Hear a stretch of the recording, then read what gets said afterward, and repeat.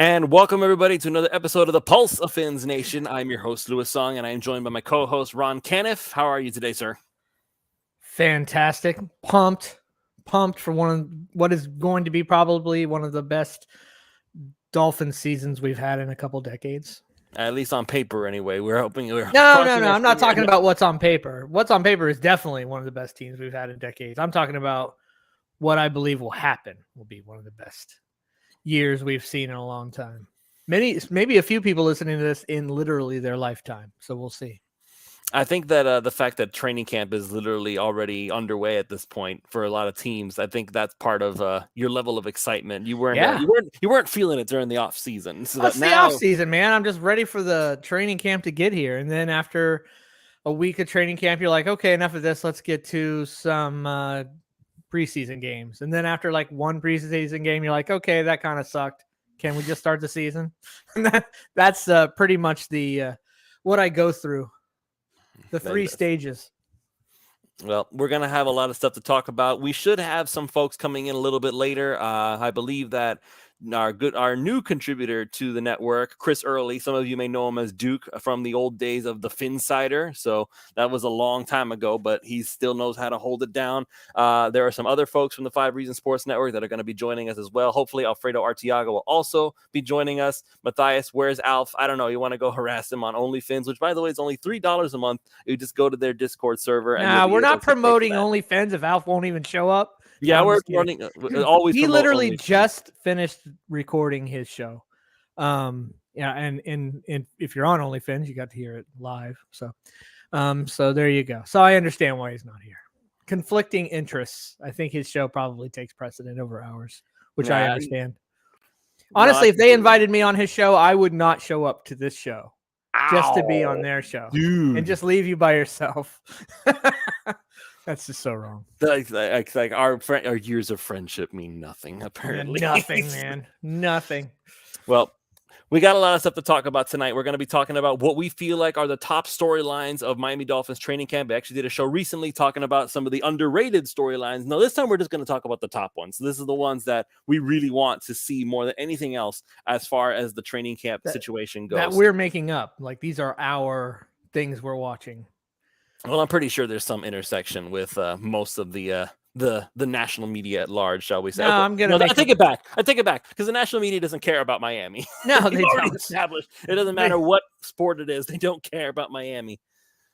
Y'all are friends now. Yeah, yes. I don't know. It just started the other day. Only to each other's faces, there, Matthias. Yeah, he talks bad about me behind my back all the time. Whenever possible.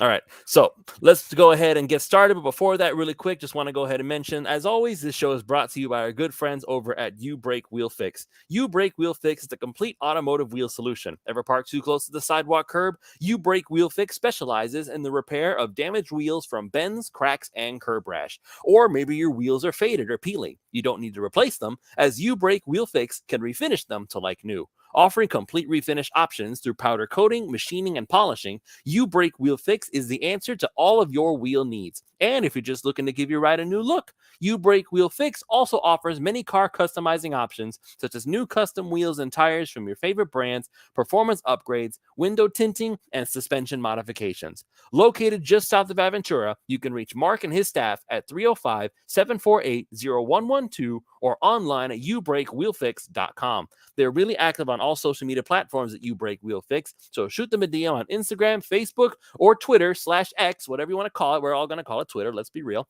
And you'll get an estimate in just minutes. So don't delay. Go to You Brake Wheel Fix and start customizing your ride to show off your Dolphins fandom today.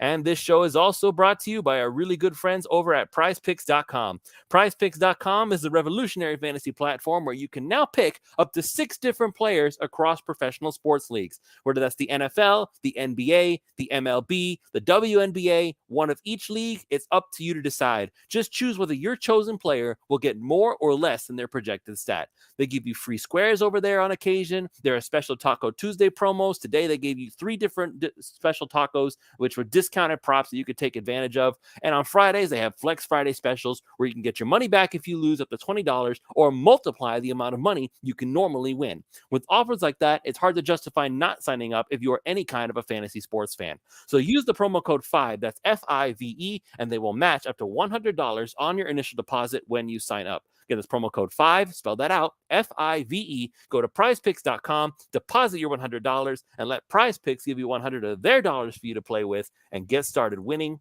today. And with this, I'm going to go ahead and welcome my good friend and our good friend, Chris Early, otherwise known as Duke, to the show. How are you, my friend? Welcome to the 5 Reasons Sports Network. It's good to have you back on the air. Thanks for having me. Glad to be here.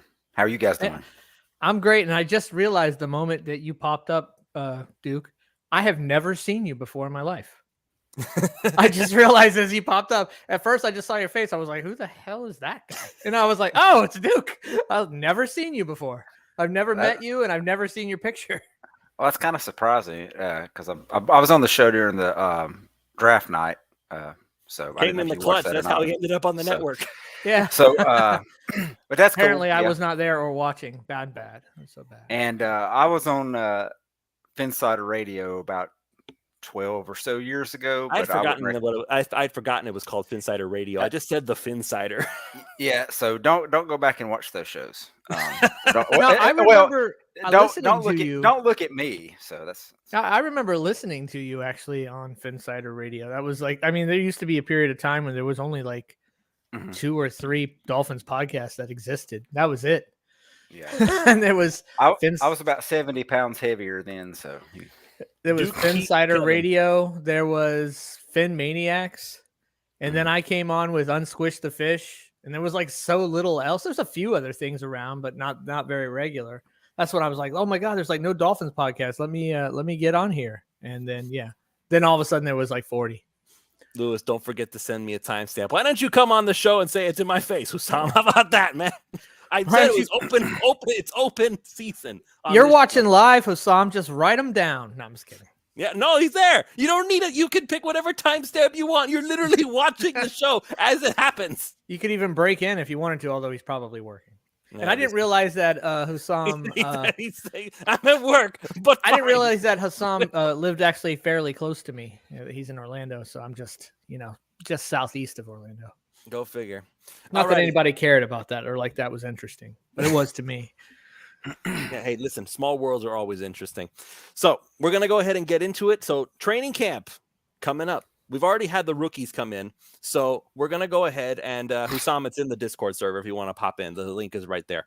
All we got to do is we got to take a look at what happened with the rookies. We heard the Devon A-Chain, and I did learn it is pronounced A-Chain. So I'm trying to readapt the way that I say it.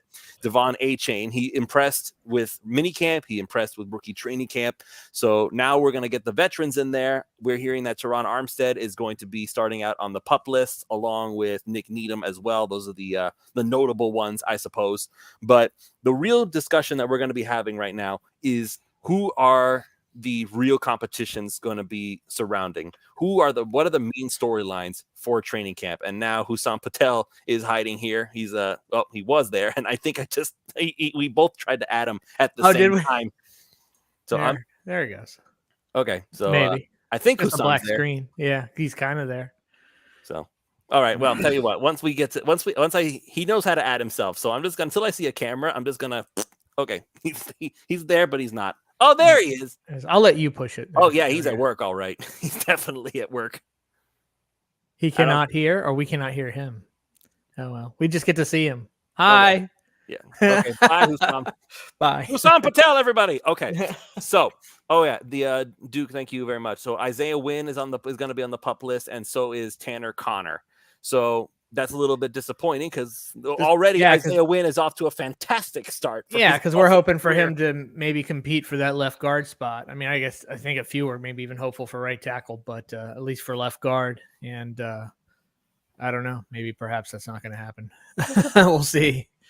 Yeah, so far it's not a. Thanks the Lord, I would take it. That's about the Tanner Connor. I mean, let's get Tanner Connor a break, man. It's a hard position as a rookie.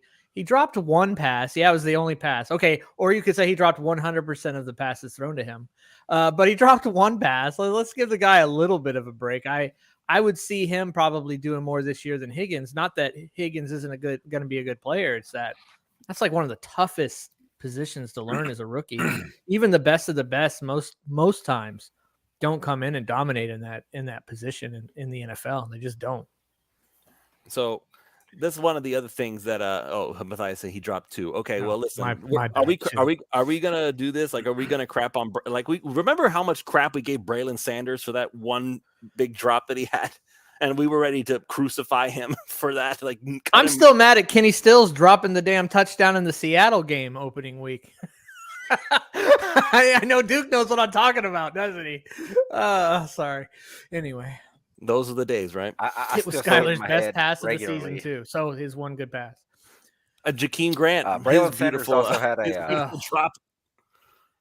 Braylon Sanders also had a fumble in the Detroit Lions game. I think that was his first catch of his career. He did. I mean, at least we still won that game. But the Buffalo drop was that was a bit more crucial. Maybe we win. I think it's regarding Tanner Connor. I think it's interesting that he actually saw some reps on offense, and Hunter Long did not. Oh man, yeah. When we traded away a third pick in Hunter Long for Ramsey, I'm just like, might as well just traded me. I mean, it like he was just. I was as much value to the team last year as Hunter Long. I mean, let's be honest. Like as Hunter Long was. Like it was just. He did have a first down. He did have a first down catch in a game, but it was negated due to a penalty, so it's not officially a stat. But he did get involved. But that was the only target that I can recall. And Tanner Connor, I think, had 3 targets. So an undrafted rookie that's a wide receiver convert over a 3rd-round pick. Yeah. Yeah, I mean, the tight end spot was tough last year. I mean, maybe I don't know if we're starting with tight end or what we're looking for. Maybe we kind of just segue into that. I mean, that is a competition if you really think about it. Absolutely. So we know what Smythe is. We know what he can do. We've seen him around here now, 4 seasons? When was he drafted? 2018, 2019? I'm pulling it up now because I'm making sure that since we're going to be talking about these players, we was drafted the same year as it was 2018. Yeah, 2018. So we've seen what Smythe can do. We know what he's capable of. We know what he isn't capable of. We know he's a very adequate blocker. He can go out and catch some passes in the right situations, and that's pretty much what he's going to be. It's the other guys, I think, is really where the question is. Saubert and Higgins and Connor, and I know there's a few other guys on the roster that people are kind of buzzing about, but it's just a lot of young, unproven, even some rookie guys, undrafted free agents. It's kind of a veteran. It's just a Tyler Croft. Yeah, it's just a thank you there. I should, if I'm going to say it, I guess I should put it up there. Thank you there, Weck. That's the moderator for OnlyFans, by the way. Yeah, exactly. Yeah, if anybody want to know, this is the guy that when you come into OnlyFans and start acting up, he puts you in timeout. He bans you. He puts you in timeout. You have to be pretty bad in there to get banned. It has happened, but you have to be pretty bad. I know it's kind of off subject, but it cracks me up the amount of people that are willing to go in, pay $3 just to yell at Alf, Simon, or CK until they get banned. It's like, thanks for the $3. That's capitalism right there. Okay. You make money off of people's anger. Yeah, there you go. I think that's really it's tight ends 2, 3, 4. If assuming we're putting in 4 tight ends, what's that going to look like? And not just what is it going to look like? What's their contribution going to be during the season? I don't even know. That's the list right there. So you got Elijah Higgins, Julian Hill, Tyler Croft, Eric Saubert, Durham Smythe.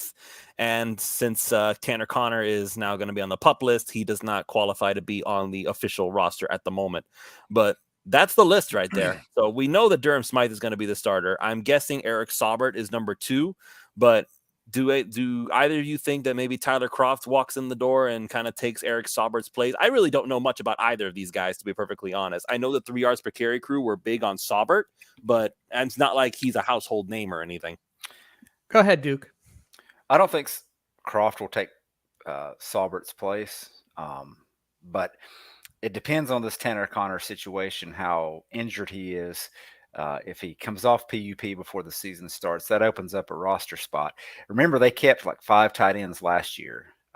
Gesicki, Smythe, Connor, Long and Sethan Carter.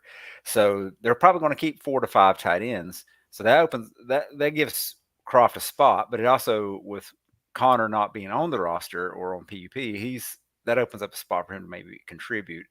So I don't think he takes Saubert's place, because Saubert was one of the first ones they signed. He was signed, fairly early on. I think he'll be my idea for their contribution for this year is I don't see them catching a lot of passes. I don't think you're going to see high volume, but it may be a situation where you see like the tight end room have maybe 35 catches, 400 yards, and like 8 or 9 touchdowns. So they're going to be red zone threats, but probably not middle of the field threats, or guys that you're just going to see like you think of when we think of like the Shanahan offense or George Kittle or whoever. Like these guys are just receiving a ton of passes, but they're going to use their size in the red zone, I think. So you might see them get some volume there in touchdowns, but overall 35 catches kind of max. I mean, I feel like so you're talking about as a position group, as a collective, that's pretty much what they're going to do. 35 catches. So you're thinking, I mean, that's like 2 per game. Yeah, it's really minimal. I think the wide receivers are going to get more usage. So I think Chosen and Berrios are going to get the targets that Mike Gesicki got. They used him a lot as off the line as a slot, and I think those guys will see that target share. I just don't think you'll see an increase in the target share overall for the tight end room. And if you look at that's overall targets. So if you look at targets versus catches, they're probably not going to get more than maybe 50 targets total.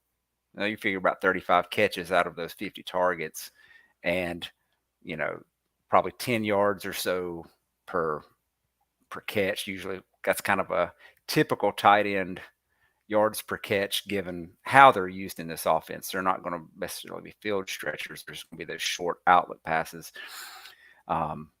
And A-Chain's probably going to take some of those targets away as well, probably later in the season. I don't think they're going to start with him, especially being a high volume guy, but I could see him being maybe, 10 carries a game, but 15 targets a game, or not maybe not 15 targets, but like 7 or 8 targets touches a game. Yeah. So something like that, where he's getting, when they start playing the Charger style defense on us, where they're trying to take Hill and Waddle away, and they're going to force Tuitus to dump it down. Well, now you're going to dump it down to another track star. So I think he'll get usage like that. I just don't see the tight ends as being important in the receiving aspect of the passing game. They're here to block. Yeah, I think you have a point there, Duke, because something I know I've heard some people chatter and just comment about, and at first I didn't really agree with the statement when I heard it. And then the more I thought about it, I was like, yeah, you're right. We were like, well, somebody's got to play the Gesicki role. Well, at first I was like, well, they kind of just forced Gesicki into the offense. I was like, no, not really. They kind of more used him like a third wide receiver in certain packages. That's really how they forced him. He really wasn't a true tight end. When they try to use him like a true tight end, he obviously struggles a lot with the blocking. So now somebody's going to come in and take that role, but it is going to come from the wide receiver room, some of the bigger wide receivers, and maybe even Eazy-E gets in there. Chosen, as you pointed out, Duke. So I think you might be right. I think it might be an extremely minimal amount of targets to the tight end. I think 50 is way low. I would put for the season, I'd push it more like 80 to 85, but I think it is going to be not catches. Yeah, targets, correct.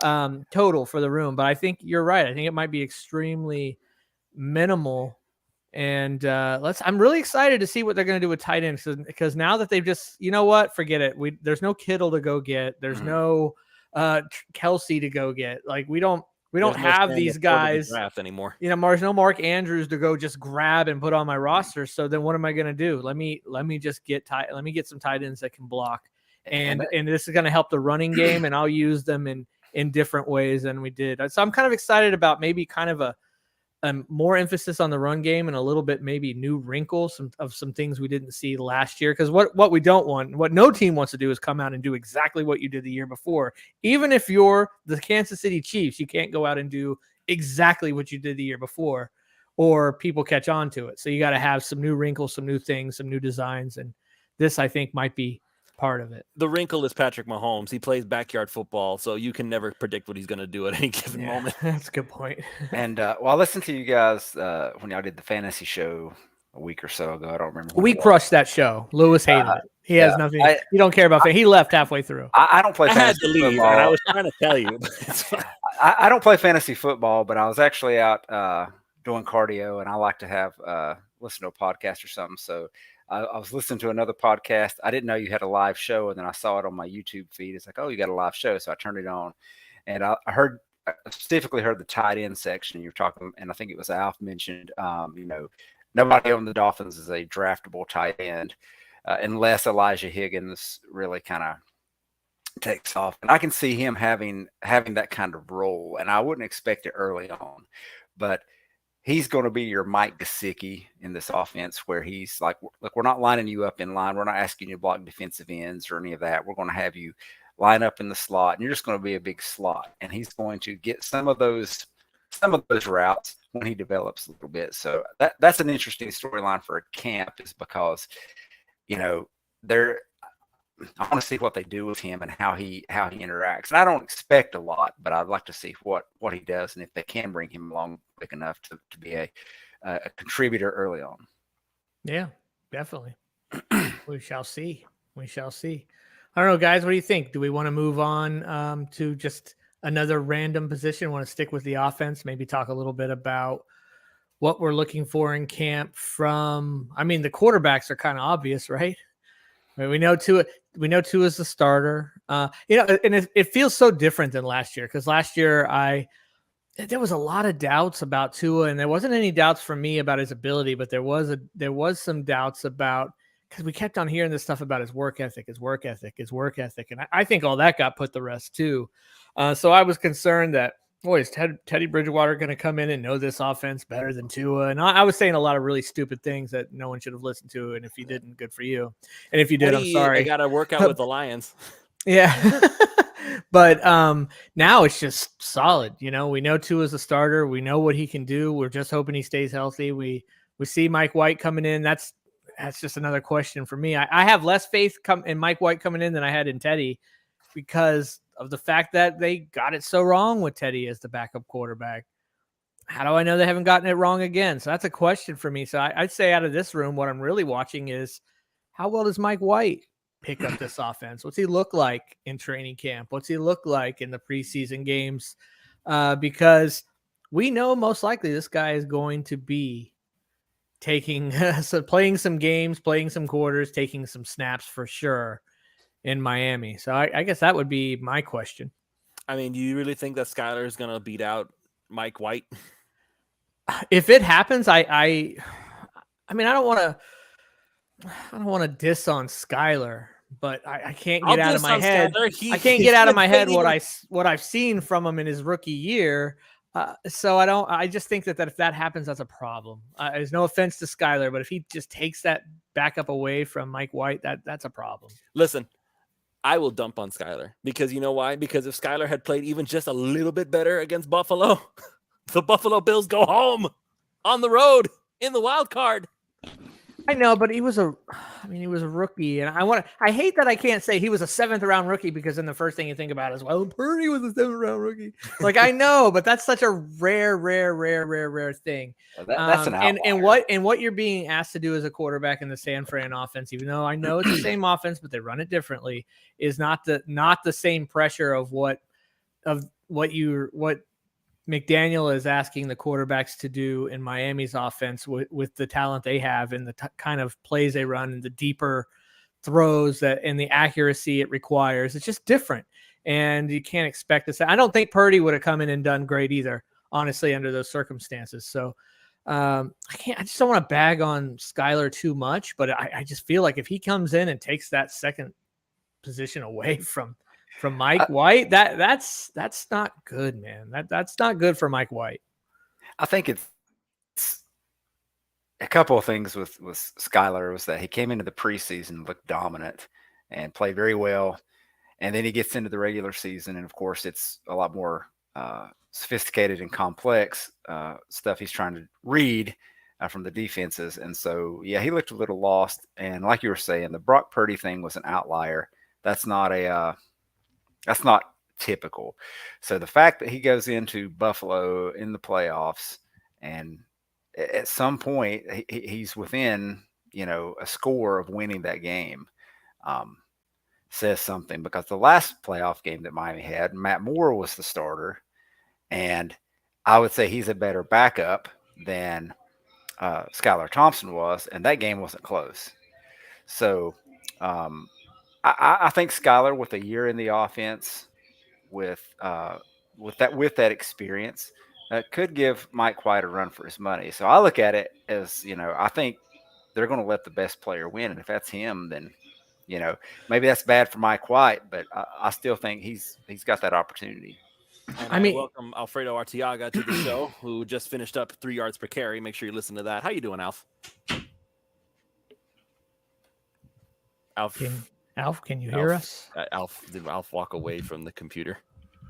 All right, you guys hear me? Yeah, Yes, we hear we you can. now. Yep. Okay, it's been really, really weird because I was recording 3 yards per carry on Discord. So getting the link from Discord for this show and then using the same settings, it's just weird.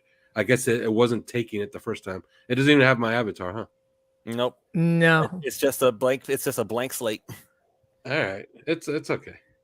No. We All can right, so hear. so, we so what hear are we the talking? velvet- We're talking what? The backup quarterback competition. We had a little bit of a tight end conversation. Pretty much the concept of this show is we're talking about what we're kind of looking for in training camp, really. And we were somewhat going group by group, not unsimilar to some of the things you did on your show, Alf.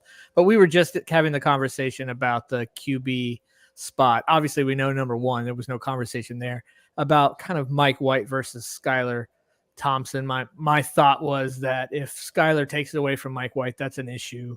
Duke's thought was, I mean, if he takes it away, maybe Skylar's just on the come up, and that's the reason why. And it's nothing necessarily to do with Mike White, but I don't know. What are your thoughts on it? I think it's a virtual guarantee, and you guys hear me good, right? Yes, can hear you loud and clear, sir. All right, it's a virtual guarantee that they're going to keep all 3 guys, and they're going to keep them all on the roster the entire season. Yeah. They won't try to sneak Skylar Thompson through. We talked about this on our show that we just wrapped up. Last year at the end of preseason, they got offers for Skylar Thompson. So if they exposed him to try to sneak him onto the practice squad, he'd be on a roster immediately. Yeah, absolutely. And I think something, I don't believe you mentioned this, Alf, but something to add is in this past offseason, they now allow you to keep the third quarterback without penalizing you as to the total amount of active players for game day. So Absolutely. Yes, you can still just have 53 on the roster.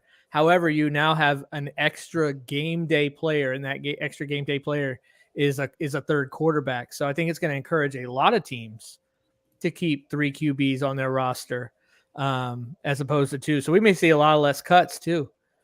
In regards to that, and the ones who are cut, man, you might see people really going after cut quarterbacks to throw on their roster as that third guy this year, as opposed to some other years.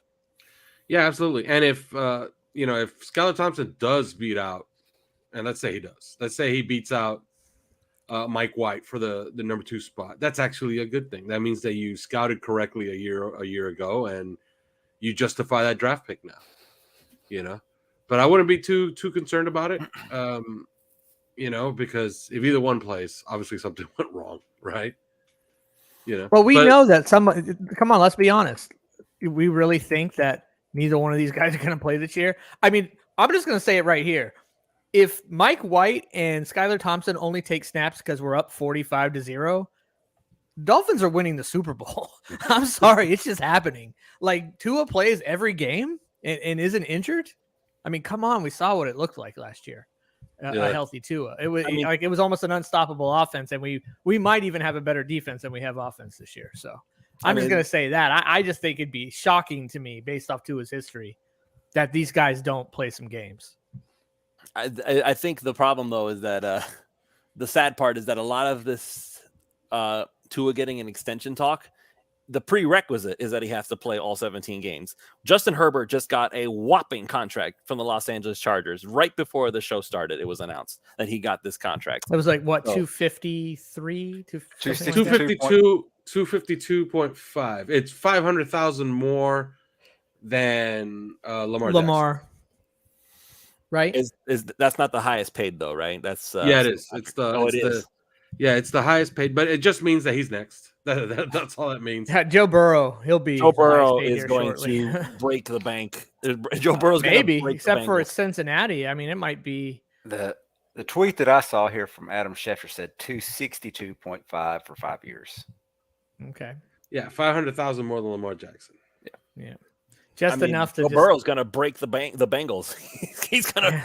I mean, the Bengals are finally going to have to open up the wallet for once in their life. I mean, and not. No, be they're going cheap to end up having to send a lot of players packing. They have a top garage sale probably 2 or 3 quarterback. I mean, you need to keep that guy. He wins them games, for sure. He can do things where he can put a team on his back and win. I haven't seen Herbert do that really, but we know that Burrow can. So well, if that's what Herbert got, and Tua's situation's different because there's the health concerns.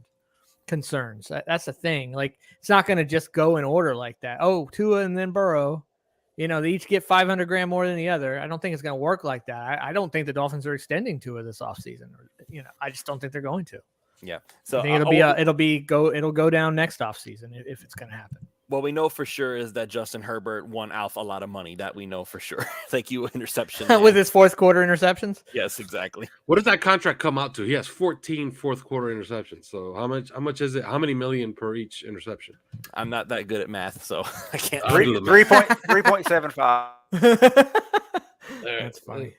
Jesus, Duke. That's some. By the way, Lionel Messi has 2 goals to start this game. I'm the only reason I'm upset is because I picked him on Prize Picks and they DNP'd him when he obviously played. So I was a little upset about that. Maybe they're not sure what they want to do with him yet, so they got nervous, and that's why Justin Herbert is being paid $18,750,000 for each fourth quarter interception. That's a lot. That's a little crazy. Okay. And if you want to break it down to pick sixes that have lost games for the Chargers, he's getting paid $51.3 million for each one of those. He better pick up his game real quick. I'm sure he's very, very happy that Austin Eckler will not be leaving the Chargers just yet, because that's his everything right there. He does not rely on Keenan Allen. He does not rely on Mike Williams. He relies throwing those 2-yard passes to Eckler. Austin Eckler. Speaking of running backs, some news. So some interesting things that have come up with the running back situation. I'm going to bring it up because Duke's in the private chat talking about some interesting situations. So first, the obvious thing, Raheem Mostert actually spoke to the press today talking about how he's trying to focus on being the best pass catching running back that he can be. Very interesting that that's a focus for him specifically. So we know what Mike McDaniel's trying to do. He's trying to use the running backs, but still making it so that it's all about Tua in a way. Maybe that's what the goal is here. There's going to be a lot more dump offs to running backs. So that's the Raheem Mostert story. So we'll see what happens with Devon Achane. Ron, I know you think that he's going to be the starter like just a few weeks into the season, probably. I think by week 4 or 5. Is it? I've seen NFL Network has it listed as A-Chain as their official pronunciation. I thought it was A-Chain. I thought that A-Chain came out and said it was A-Chain, but either way, I do think that if they bring in another running back, it changes the dynamic completely. If they were to sign Dalvin Cook or something like that, but I think as it sits right now, I think that A-Chain. I'm just gonna start calling him that until someone corrects it. Is going to end up starting by week 4 or 5. When I say starting, I mean he'll end up getting a few more snaps than Mostert or Wilson individually, not cumulatively. I sounded drunk when I said that. That's just my opinion on it. I think that he's just going to be very hard to keep him off the field. I think clearly McDaniel loves him. He's been scouting him for a few seasons. We saw his reaction when Greer passed on him in round 2. We saw his reaction when he drafted him in round 3. I think clearly that's what's going to happen, and that he's going to want to use him. He's not going to want to take him off the field. That's just my opinion. And especially if Wilson or Mostert suffer some sort of injury, then you're really going to see him. But I know that Chris mentioned there, and you guys are mentioning about that would possibly try to trade for Barkley. Well, That's- Saquon Barkley just signed a 1 year, $11 million contract with. Yeah, I am not playing on the franchise tag for 1 year, 10.5, but I'll do it for 1 year and 11.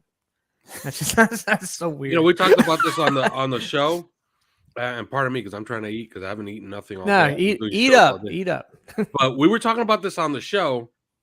That had to have been. That's just bar talk. There's no way they tried to trade for Saquon Barkley. They don't have the money. It doesn't make sense to Alf that. All right, so my question about the Dalvin. Well, he's a Cook, great player. He's a great player, so it makes sense. Saquon Barkley is probably one of the best running backs in the NFL. But yeah, you want a great player? Yeah, absolutely. But that's like, oh, the Dolphins tried to trade for Aaron Donald. They don't have the money. Yeah, they can't pay a running back $11 million guaranteed. They just can't. It's not in their the cards. Doesn't they just make don't sense. have the money for it. I understand that. I know people are saying, but they do. They have 13 million. Yeah. I understand they have the space, but they have things they need to be doing with that money. They can't just plop it all on a running back. So it wouldn't make sense that you would offer Dalvin Cook a contract that's so low that he isn't even willing to consider it a contract offer, right? And then on the other hand, you're trading for Barkley, who you would have had to pay 10.5 million at least. And honestly, if you're trading for him, you're probably giving him a new deal. Yeah, you're not trading years. for a 1 year rental like that. Yeah, it doesn't make sense to me. Honestly, that the two of those don't correlate. And it was always my question when I heard we offered Dalvin Cook a contract, which I was even surprised by that. Does that mean they're trying to just upgrade the room? And they're like, here's a contract. Here's all the guys that are free out there right now. That are available. We're going to offer that same contract, and whoever takes it first goes, or we're going to offer it to Dalvin first. And if he says no by this date, we go to this guy. So are they trying to upgrade the room, or were they just trying to sign Dalvin Cook? Either way, none of it makes sense that all of a sudden they were trying to trade for Barkley. Especially considering we know that Greer wants to keep those picks, right? He's been adamant about keeping the picks for next year. I'm not trading my picks for next year. But then all of a sudden, what are you going to trade for Barkley, right? I mean, well, supposedly Jalen Waddle was part of that package to send Saquon Barkley to Miami. But again, all of that is just alleged rumors. As far as the Dalvin Cook thing, and Duke, I haven't given you a chance to weigh in on Dalvin Cook. I'll give you that in a second. But as far as Dalvin Cook goes, like you, Ron, you said you were surprised they even offered him a contract. I wasn't surprised. I think this is the same level of Jordan Poyer put up the neon sign that says, "Hey, Miami, sign me." And Miami said, okay, well, we don't really want you that badly, but here's a contract just in case you decide you want to take it. How badly do you want to be in Miami? This is our offer to you. And that's probably what's happening with Dalvin Cook. Miami has, listen, here's an offer. You say you want to be in Miami. Here, it's on the table. If you want it, it's yours. Welcome to the team, but we're not going to give you anything more than that. So, Duke, I'll let you weigh in. What's your thoughts on the whole Dalvin Cook situation? You can take any angle you want. I mean, I'm all for adding talent if the price is right. So if they can get it for a good deal, if they don't have to break the bank for him, sure. So that's exactly it. But the fact that he went on Rich Eisen and he said that the Dolphins did not make me an offer. Like I made this. It's coming up in the next Fins Nation. It's going to be it's going to be premiering tomorrow morning at 5 a.m. But basically, for all the Trekkies out there, I essentially equated it to this. There was this one episode, The Trouble with Tribbles, and Cyrano Jones goes up Star Trek. Trouble with Tribbles goes up. Cyrano Jones goes up to the bartender, and the bartender's trying to buy the Tribble. And he says, "That's my offer." Cyrano Jones says, "That's a joke." So that's basically what happened with Dalvin Cook. It's like, that's your offer? No, it's not. That's not a real offer. You didn't offer me anything. Yeah, I think that's how to take that is this was not. Yeah, the Dolphins may have offered something to him that's not an offer. So he doesn't consider that. But that's just the market for running backs right now. So, I mean, it's unfair. Believe me, I get it. It's unfair. Like, these guys get themselves beat up more than any other position in the league aside from offensive line, I think. Yeah, and I mean, the Dolphins had the opportunity and had the means, I think, to acquire him in a trade. Although the contract was prohibitive, I think the fact that everyone knew he was going to be released, you could have thought, well, the Vikings could have gotten something for him. Even if it meant redoing the deal to whoever made the trade. So, yeah. I think that was the problem, though, Duke, was that the fact that I don't think the hang up, I believe that the Dolphins very possibly had a trade in mind prior to the draft. But I think what was prohibitive is what Dalvin Cook wanted. I'm sure that there was whatever the compensation was going to be from Miami to Minnesota was probably agreed upon between the teams. I have a feeling that it was probably Dalvin Cook that kept that from happening, that perhaps his contract requirements were too hefty. So then they thought, well, now that he's cut, let's try and offer him this. I mean, my guess is they offered him like $3.5 million. That's just my guess, which for him, right, because he's getting that $2 million guarantee, is offering him $1.5 million. Right? That's pretty much the equal to it. So I get why he wouldn't accept that offer. This is the most telling thing of all. The Buffalo Bills lost Nyheim Hines for the entire season, and instead of signing Dalvin Cook to reunite him with his brother in Buffalo, they went and got. Are they estranged? No, I'm just kidding. I was being a smartass. Sorry, Louis. Go ahead. They went ahead instead of getting Dalvin Cook and saying, "Come join your brother in Buffalo and let's go win a championship." They signed Darrington Evans to replace Nyheim Hines. Like that's the market. It's like, listen, are you willing to take $1 million to come and beat yourself up in Buffalo? Welcome to the team. We're not hiring any more than that. Well, I'll say that. Hasn't jumped in on it. Go ahead, Duke. I'm sorry. I'll say this as someone who is familiar with Darrington Evans. Nyheim Hines wasn't necessarily a guy that was going to provide a lot of touches in the running game. He was your return guy. That's what Darrington Evans is going to bring. He can be a return specialist for them. And I think he can take that spot that Nyheim Hines had. It just hurts for me because he's an App State guy, and I don't want to root against them, but now I have to. So. Understood. Yeah, you're from that area, right, Duke? Yeah, App State. Yeah, App State alum. Look at you, man. Look at you. He's always fun to see the App State team when they're if any team, small school is going to pull it off against a big school, it's always App State, right? Yeah, and they did that actually against Texas A&M, and that's where I became familiar with A-Chain. And they called him A-Chain on the broadcast, so I don't know. But he had two. The final score was 17-14, and A-Chain had both touchdowns. If I recall, the first, I don't remember if it was a short pass or a run, but he got that, and then he had a kick return touchdown against App. So I'm excited about this guy. I mean, you're getting me hot here, man. Yeah, this is awesome shit. I'm so ready for this guy. I saw him, and I saw him then, and I started reading up on him a little bit. The only thing that really concerned me was his weight, because I knew he was a lighter guy. But then he said, after he was drafted, that he kept his weight low for track. And now he's trying to, increase his weight a little bit, maybe get up to above 190. Well, he's already up over 190 as of May. He was reported that he was up to 192. He's probably put on even more weight since then. Which might mean 187. Yeah, if he can get to say 195, I mean, I don't think he's got to be, bulk up and be a huge back. That's not what they're going to use him for. But if he can Austin Eckler is listed as 200 pounds, I'm not concerned. Yeah, so if he can get to let's say 192, 195 in that range, that's going to be good for his outlook. I think that's a great comp for what A-Chain can be. I know many don't think that he has that ceiling, but I think Eckler, that's what we're looking for right here. That's what I think he could be is Austin Eckler, and that's one hell of a contributor on your team, especially a team already as talented as Miami. I mean, I wouldn't. I don't know that this will happen, but I wouldn't be completely surprised if A-Chain had. If he had more receptions than carries. I mean, I think however we can get the ball in this guy's hands, I'm down. And that's why I kept saying definitely down to see Tua dumping it off more this season. That is why I kept saying Darren Sproles for Devon A-Chain. Like, that was what Darren Sproles did more than anything else. He was that pass catching back out of the backfield. He was a weapon more than a running back. Yeah, I think that Sproles, to me, when I think of Sproles, I kind of think of more of a gimmicky player. I don't know if I see A-Chain as a gimmicky guy, just a guy that is multi-purpose. He can do a lot of different things on the field, catch it, run it.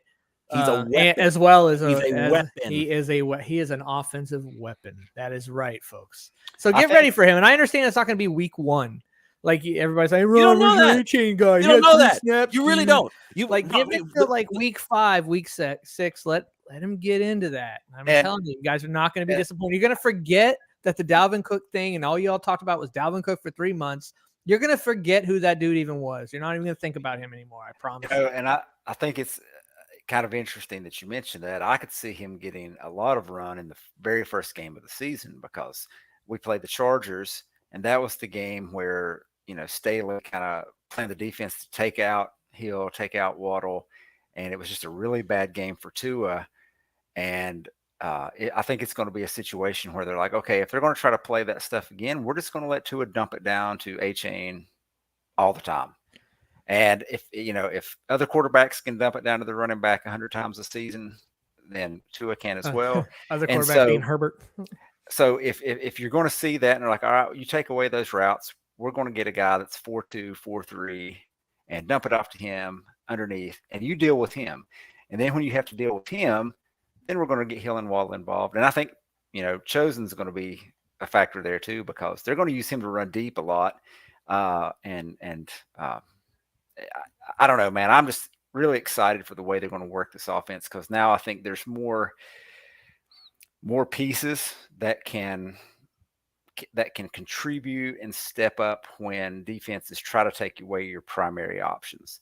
So it's not that you're going to take Hill and Waddle out completely, but when you get a good defense that can kind of limit them as much as possible, we now have guys like Chosen, Berrios, and A-Chain who are going to be what Sherfield and Gesicki were not. All right. So let's talk about everybody's favorite position group. Yeah. The offensive line. I know. Let's talk. I know we need to talk about it because we're not going to just skip it. But man, it's like I don't think there's really anything to here now. Yeah, that's gonna be a little tough to do with that roster. But I mean, what is there to add? It's as of right now the same exact starting 5 that was predicted or projected for last year. As of now, however, I do believe that they'll, especially Ike, are going to face more competition. I think before last year, when they went into last year, they said pretty much in May, they were like, well, here's our starting 5 O-line. Here's from left tackle to right tackle. Here's the guys, and here's how we see it. And man, come week 1, that's the way they saw it, and that's the way it was. I don't think they're that sold on Eichenberg and maybe Austin Jackson like they were last year, that they're not even considering competition. Not that if somebody hadn't come up and really pushed forward in training camp to bump one of those guys out, they wouldn't have started them. It's just didn't really seem like they were trying to make that happen. I feel like this year they're going to entertain that and let other guys try and just see what they can get. But I have a feeling we're going to end up sitting there with, especially with Isaiah Wynn, being on the PUP right now, which we don't know really what that means. Don't forget exactly. about Cedric Ogbuehi. Yeah, whatever. And I just don't know that it's going to go any different. I just feel like that's the starting 5, and we have to deal with it as it is. And hopefully, second year in the system, they'll be. I mean, they weren't bad run blockers. The offensive line as a whole. Obviously, pass blocking still a struggle. Tua is still facing a lot of pressure. Obviously, he handles pressure pretty well. He really does. And none of his injuries last year were due to the offensive line. Yes, in years past they have been. Yes, we saw Tua get his ribs crushed. But none of those injuries and those that he suffered were offensive line issues last year. Most of it was Tua doing it to himself, unfortunately. So I think we just got to accept this is the line, guys, and this is what we're moving forward with. I don't know that it's going to be any different. I really, at this point, not sure how much there is to have to discuss. My main point with the OL is I'm not really worried about Armstead or Wynn being on the PUP. Oh yeah, I'm not. I'm not worried about Armstead being on there. I don't know why Wynn's on there. I know he participated in OTAs or whatever, but yeah, I am perfectly 100% fine if they make it all the way to the absolute deadline to take him off the PUP before the season and then do that. Just put him on the shelf. We know what he can do. Leave him there. I don't want to see him get hurt or anybody else. But yeah. Alf, can you give us any who are the main guys to look for as far as competition on the offensive line goes? Give me 3 minutes and I'll give you a really good answer. I'm eating right now. Okay. That's awesome. Like, I'm enjoying my dinner. Leave Well, me alone. you can interrupt back. Make Yeah, sure you can interrupt whatever the next position is we discuss. I mean, Duke, do you feel like Austin Jackson is all of a sudden going to just transform and be the right tackle we want him to be? No. No. Well, it depends. No. It depends on what you mean by transform. So, Not be ass. yeah, I think he Pardon can my get to friend. that point. You think he could get to the point where he's not ass? Well, I mean, yes. I mean, it depends what you put your expectation for as his ceiling. Like if you're looking for him to be an All-Pro, I don't see that. I don't see Pro Bowl potential or any of that. Cutting in and out. Sorry. So I could see, as long as he is an adequate starter, which, unless you have a superstar at the offensive line really anymore, a lot of the offensive lines in the league just have, and they might have a star or two, and then they have guys. And I think if you can get to him to a point where he's above just being a guy, that he is a solid contributor, maybe a guy that gets beat once in a while, but not somebody that's just a turnstile. And let's face it, man, I don't want to, but I could throw out some names of right tackles over the past decade or so and just really turn your stomach. And I'm not going to do that to Alf. So he'll do it. So, but He's trying to eat. Alpha's trying to eat. Let's not bring Exactly. up Jesse Davis and Sam Young and Dallas Thomas and Columbo. There's another guy I can't think of, but off the top of my head. But just we've seen that. So if he can be a guy that you can just say he's a starter, we're comfortable with him being there, and he's not going to be a 100% liability. Absolutely, I think he can get to that point and maybe go even higher because he's still a young guy. He's 23 now, and going his fourth season. The biggest concern, This is fourth season. yeah. And so the biggest concern would be, if he does play well, do you sign him in next offseason?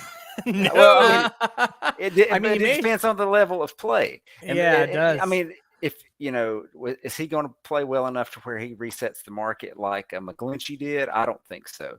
But is he going to be a guy that you can get for $7-8 million, or a guy that's going to be $11-12 million? And that's kind of when you think about level of offensive line play in terms of the contracts, that's what I'm thinking of. It's like, all right, if you can get this guy to where you're comfortable paying him $10 million a year, I'm fine with that. Because you already have studs on the offensive line. You got three guys with Armstead, Williams, and Hunt that are, kind of guys that you can lean on that offensive line. So if he can become a player that's just not a replacement level liability turnstile, I think he can get to that point. Okay, hold on, because nobody more than me on this network was giving Austin Jackson the benefit of the doubt before. How many snaps was it? 14 snaps against the New England Patriots that he looked actually decent. Glorious snaps. Yes, nobody was giving him more benefit of the doubt than I was. But then we hear from Butch Berry, and basically this is the best thing that he can say about Austin Jackson, is that he's open to learning, basically. I'm paraphrasing what he said, but he's being very receptive to what he's being instructed. If that's the best thing that you can say about somebody who you're trying to be your starting right tackle. My fiance is, I consider, one of the best artists that I know. She can draw you any character from any franchise if you give her a reference, and she can make it look like it's real. You just like to work in my fiance into yes, every I episode. will brag about her. I will brag about her until the day I die. Are you bragging about your fiance? Or are you bragging about that you have a fiance? Can't she play right tackle? You can't. Well, better than Austin Jackson, she might be able to. Yes. I've seen her. I would definitely say no. Good thing for Lewis. Better than that. Austin No, Jackson. I don't think she's better than Austin Jackson. Maybe better than Austin Jackson. Well, but my point in all this is saying I am very open and receptive to learning how to be an artist. That doesn't make me good at it. So if the best thing you can tell me about Austin Jackson is that he's being receptive to instruction, that doesn't give me a whole lot of confidence. But at the same time, what have they really done to this point? I mean, Liam Eichenberg won the orange jersey one day. That was BS to send a message to Connor Williams. Yeah, because he did it as a center. That's all that was. I did read some stuff from OTAs that said that, a lot of the defensive ends were giving the tackles trouble, with the exception of Austin Jackson. And I know Armstead wasn't there, so he doesn't count. But so, it's one of these things that when the pads come on, when they actually start practicing, and it's not just the OTA kind of stuff, is there going to be an improvement there? So, if it's,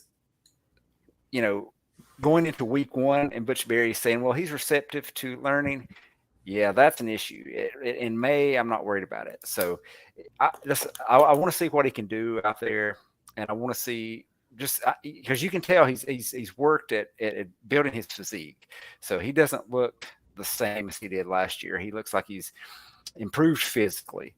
And that, to me, is a sign of his physicality is not the problem. Yeah, but his physicality's never been the issue. But when you're putting it, he probably knows at this point this is his chance. So he's not going to get another chance like this. So if he comes out and he can plays like he has in the past, where it's just he's awful, he's not getting signed next year by anybody. He's going to, he might be a week one guy that gets signed because because they have an injury, or maybe a team throws, a very small contract at him to see if, he's going to go to the USFL and try to revitalize his career. Yeah. So it's going to be one of those situations. So, I think maybe someone has probably talked to him and told him this and said, hey, listen, buddy, this is your last chance. Maybe you don't stay with Miami. Maybe you go somewhere else, but you have got to play like an NFL tackle this year if you want to continue this. And maybe he took that to heart. So, I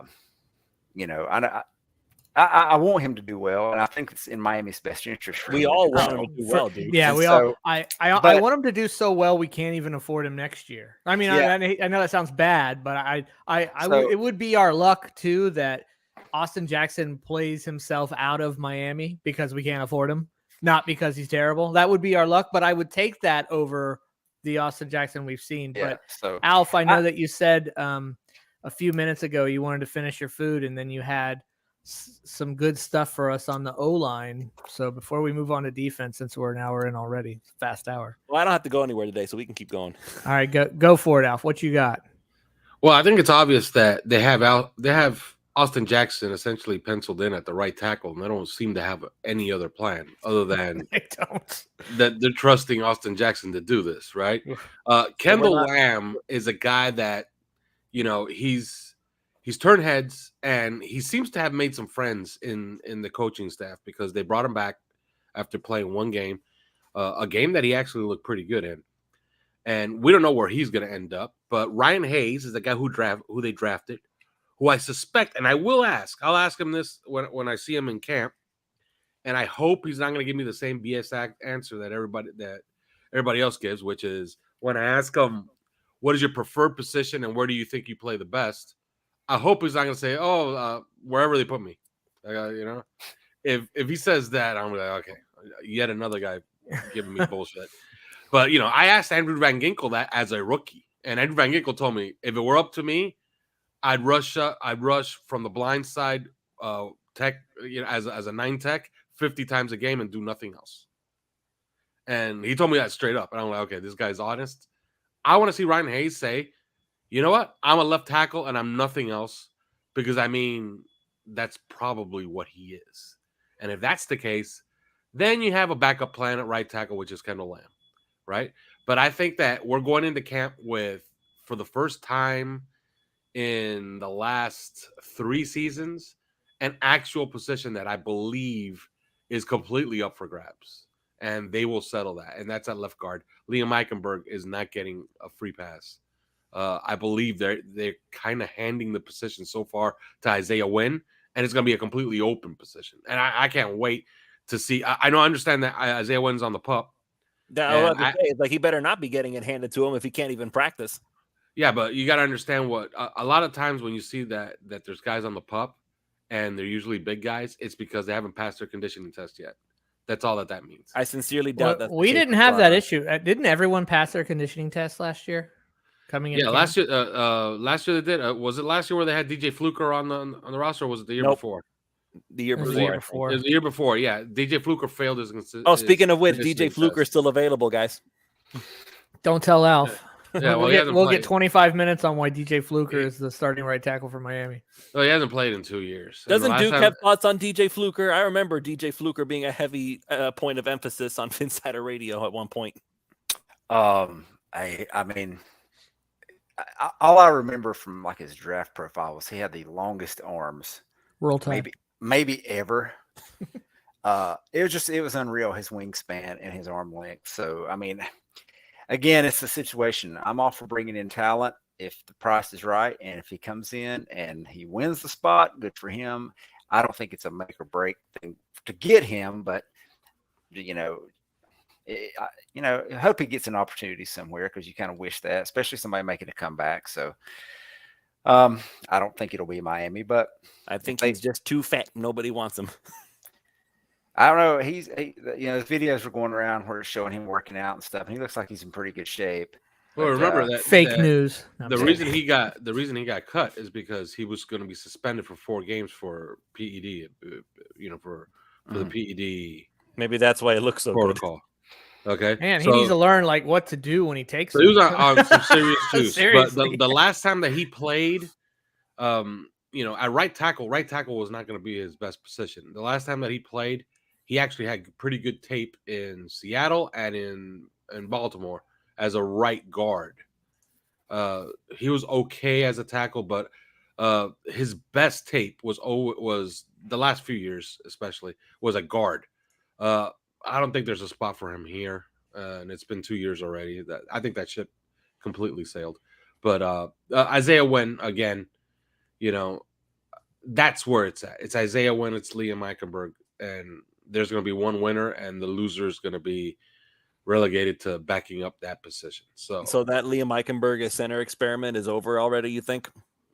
It wasn't an experiment. I think it was they weren't going to use Dan Feeney there in OTA, so they were going to cross-train one guy so they could have a third guy to play center, and that's who they decided is now the emergency center behind Dan Feeney. But Connor Williams is going to be there from day one, which means, Liam Eichenberg will likely never play center on this team, at least not in camp or in the preseason.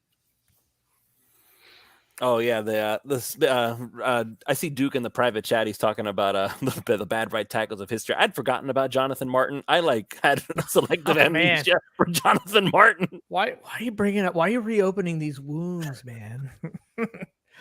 I mean, how would we rank Austin Jackson compared? I hate it when people say cross train with respect to the offensive line. That usually means that you're Dallas Thomas, and we're just gonna put you because you're a warm body, and we need somebody to play there. Just a guy. You're Jesse Davis. Well, I kind of like it in the aspect of if you're looking at depth. So if you've got a guy, let's just use Eichenberg as an example, since he did play some center. So let's say you're in a position where you need roster spots. And Miami is going to have some talented players that get cut this year because they have a very talented squad. It's not been like that in a long time. So, used to we're like, oh, we can cut half the team and then we can go pick up somebody else's waiver wires. And now it's like, we're going to lose good players. So if you can make room somewhere by cutting an offensive line spot. So, we don't need 9 offensive line. We can take 8 offensive line into the season because this guy can play tackle and guard. This guy can play guard and center. This guy can play tackle, guard, or center. I like that. So now you've opened up a roster spot for maybe maybe that undrafted free agent like Kader Kohu, who you thought, that guy's probably not going to make the roster. And then he does, and then starts. And now he's, one of what we voted as one of the top 15 players on the team. So I like the cross-training aspect there. I understand what you're saying, but I'm kind of with Weck / Matthias, however people know him. I'm with him on this one. After the Dallas Thomas thing, I was over guys who were just like, oh, I can do it all. The problem is that you can do it all, but you very rarely do it all well. Like, you are usually mediocre at best at everything that you do. Jack of all trades, a jack of all trades, of none. Okay, I don't even. But that's the thing. You don't even. If you're going to be a jack of all trades, you don't need to be a master. But we expect you to be competent. So far, all of these guys that we brought in who can do all the things, they've been bad. Can't do any of the things. Correct. Yeah. So that's what I mean. I mean, if you've got some depth that can do that, I mean, the problem is Miami just hasn't had the talent to do that. I mean, if Dallas Thomas is your depth, it's still not good. But think about like how they moved Robert Hunt to right tackle in the playoff game, and they had Robert Jones at guard. I mean, is Robert Hunt your best right tackle option? That's an argument to be made. I think that Robert Hunt's our best right tackle option right now, and has been. But let's say he plays guards so well that they don't. Let's say he's not. Let's say you have a right tackle that doesn't need replacing, and he gets hurt, and then you move Robert Hunt out there. Well, he's probably a better guard than tackle, but he can play tackle well enough. And so that the issue. Right, but they don't. But Duke, they're not actively telling him, "Hey, today you're going to practice at right tackle." No, they're keeping him at guard until they need him. The problem is Miami's done that with starters, and that's the problem. Is we don't need starters cross training. We need guys that you're going to play here, and it's the depth guys. So I'm fine as long as it's a depth guy. But if you've drafted a first round offensive lineman and you're saying, well, we're going to play right tackle today and left guard tomorrow, that's a problem. Let those guys settle in. If it's somebody like Dan Feeney or Eichenberg, who is not a veteran or not a rookie, if you're letting those guys cross train, I'm okay with it. So yeah, get your starters kind of set and then worry about the cross training. So just so we're clear on everything here, we're not looking at Cedric Ogbuehi as anything to even notice. We're not looking at Jerron Christian as anything. This James Tunstall, Keon Smith, who I can't believe. If any guy, that is the worst last name to have as an offensive line. Like, you cannot suck or you're interested. No, Tunstall. You're instantly turnstile. I mean, that's terrible. I mean, that's like having the last name throws. That's like having the last name as a quarterback Pickett. I'm sorry. You're gonna make one of my bosses upset. Yeah, too bad. All right, what do you say? Let's move on to defense. We're already an hour and 6 minutes. We didn't even talk about the wide receivers. That's probably the biggest competition of all. No, there's no. Yes, there is, man. Let's have a whole conversation about the wide receivers next time. Let's get into the defense, or we're gonna decide we're only talking about offense this show. No, we'll talk about defense next time. Okay, real quick. Who's gonna get the number 3 spot? Robbie Chosen, Braxton Berrios, someone else? Barrios. I'm going with Chosen. Yeah, Barrios. Chosen's going to be used like Gesicki was used. Like when we talked about that earlier in the tight ends. He's going to be used like Gesicki was used last year.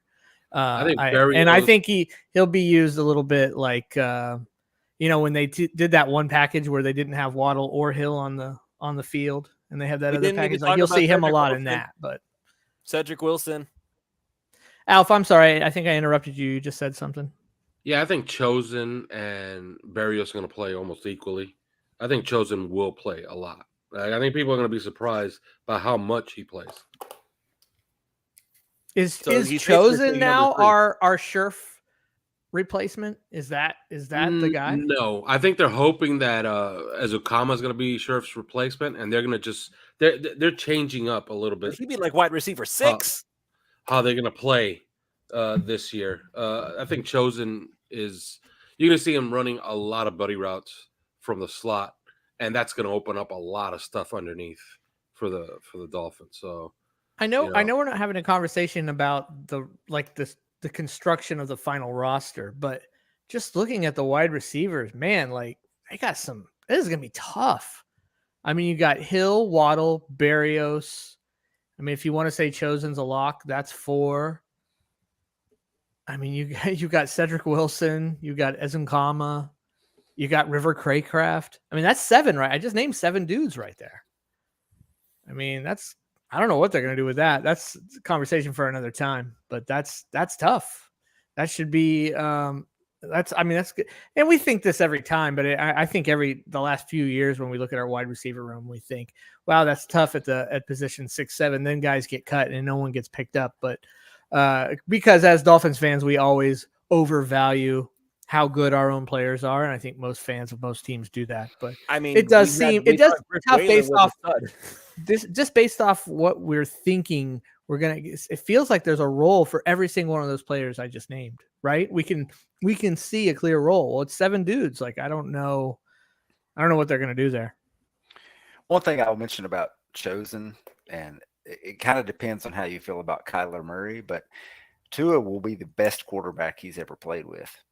So, I mean, didn't he play with Fitzy? Tua's better than Fitzy. So, Fitzy was better than rookie Tua. You would not take Fitz over Tua now. So yeah, I mean, unless you think Kyler Murray's better, this is the best quarterback he's played with. Yeah, look at that stat line. It's not pretty. He's put up numbers with some bad quarterbacks, and now you get him in a situation where he's not the number 1 guy or the number 2 guy. He's at best number 3, with a good quarterback throwing him the ball. Yeah, the potential is there for him to have a really good season. I don't think he'll have the volume to be like a top of receiver, but I think he's going to produce more than what a lot of people think he will. All right, so now I want to make sure that we get some defensive talk in, because I don't want Ron to be like, oh, we're only talking about wide receivers. I get it. Wide receivers, there's a lot of wide receivers, so we'll go ahead and move past that. So, well, where do you want to go first, Ron? Do you want to go secondary, defensive line? Let's go to this D-line, man. This is like one of the sickest D-lines in the NFL. I wish I could make this top part go away. It's getting in my way. I mean, you just think about, you've got Phillips, Chubb, and in the center you've got Wilkins and Sealer. I mean, that's just Sealer. That's a good name for a defensive tackle, right? I mean, that's just money right there, guys. I mean, that's insane to me. Then you've got backups in Ogba and Raekwon Davis, and it's just, I mean, you got some good players, man. You got some really, really good players on that defensive line. That starting defensive line, those 4 guys. Yeah, I mean, obviously, as Dolphins fans, in the past 20 years, we can think of defensive lines that were better. Obviously, you had the days of Jason Taylor, Trace Armstrong. You had Bowens and Gardner. I mean, that was probably the sickest defensive line of my life. Those 4 guys back in, what was that, Alf? When was those 4 guys starting in the O-line? What was that, like 2000, 2001? That was like 1999, 2000. 2001, something like that.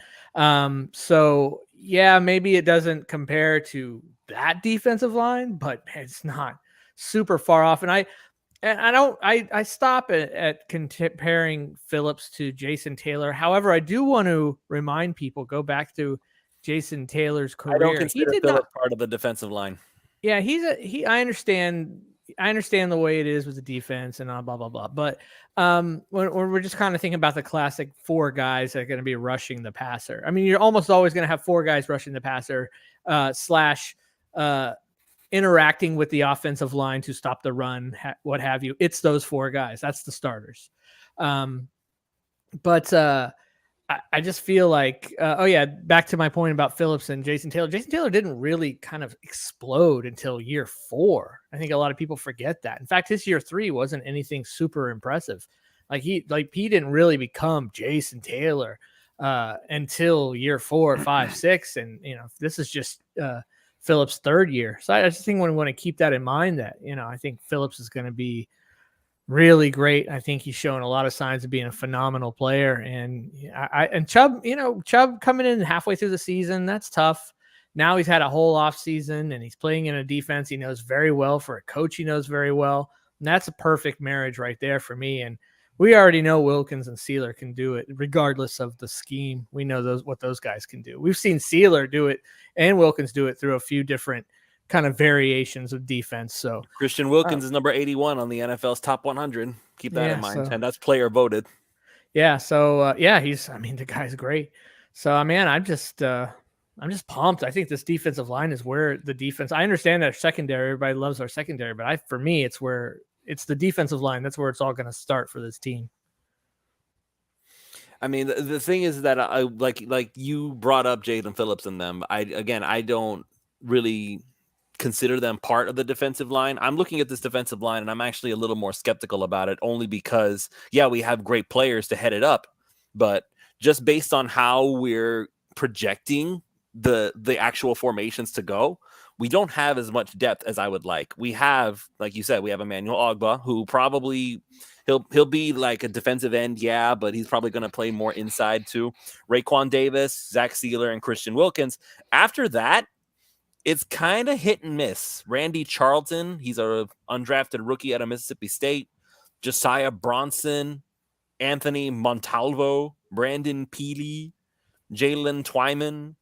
Aside from that, like, where are we going with that? Like, there's not a whole lot of depth past Wilkins and Sealer. If something happens to either of those guys, you have Raekwon Davis, and that's it. You got to remember too, you're only going to keep 4 defensive tackles, so we need to replace Jenkins. That's what we're talking about. We still need to replace Jenkins. Bottom line.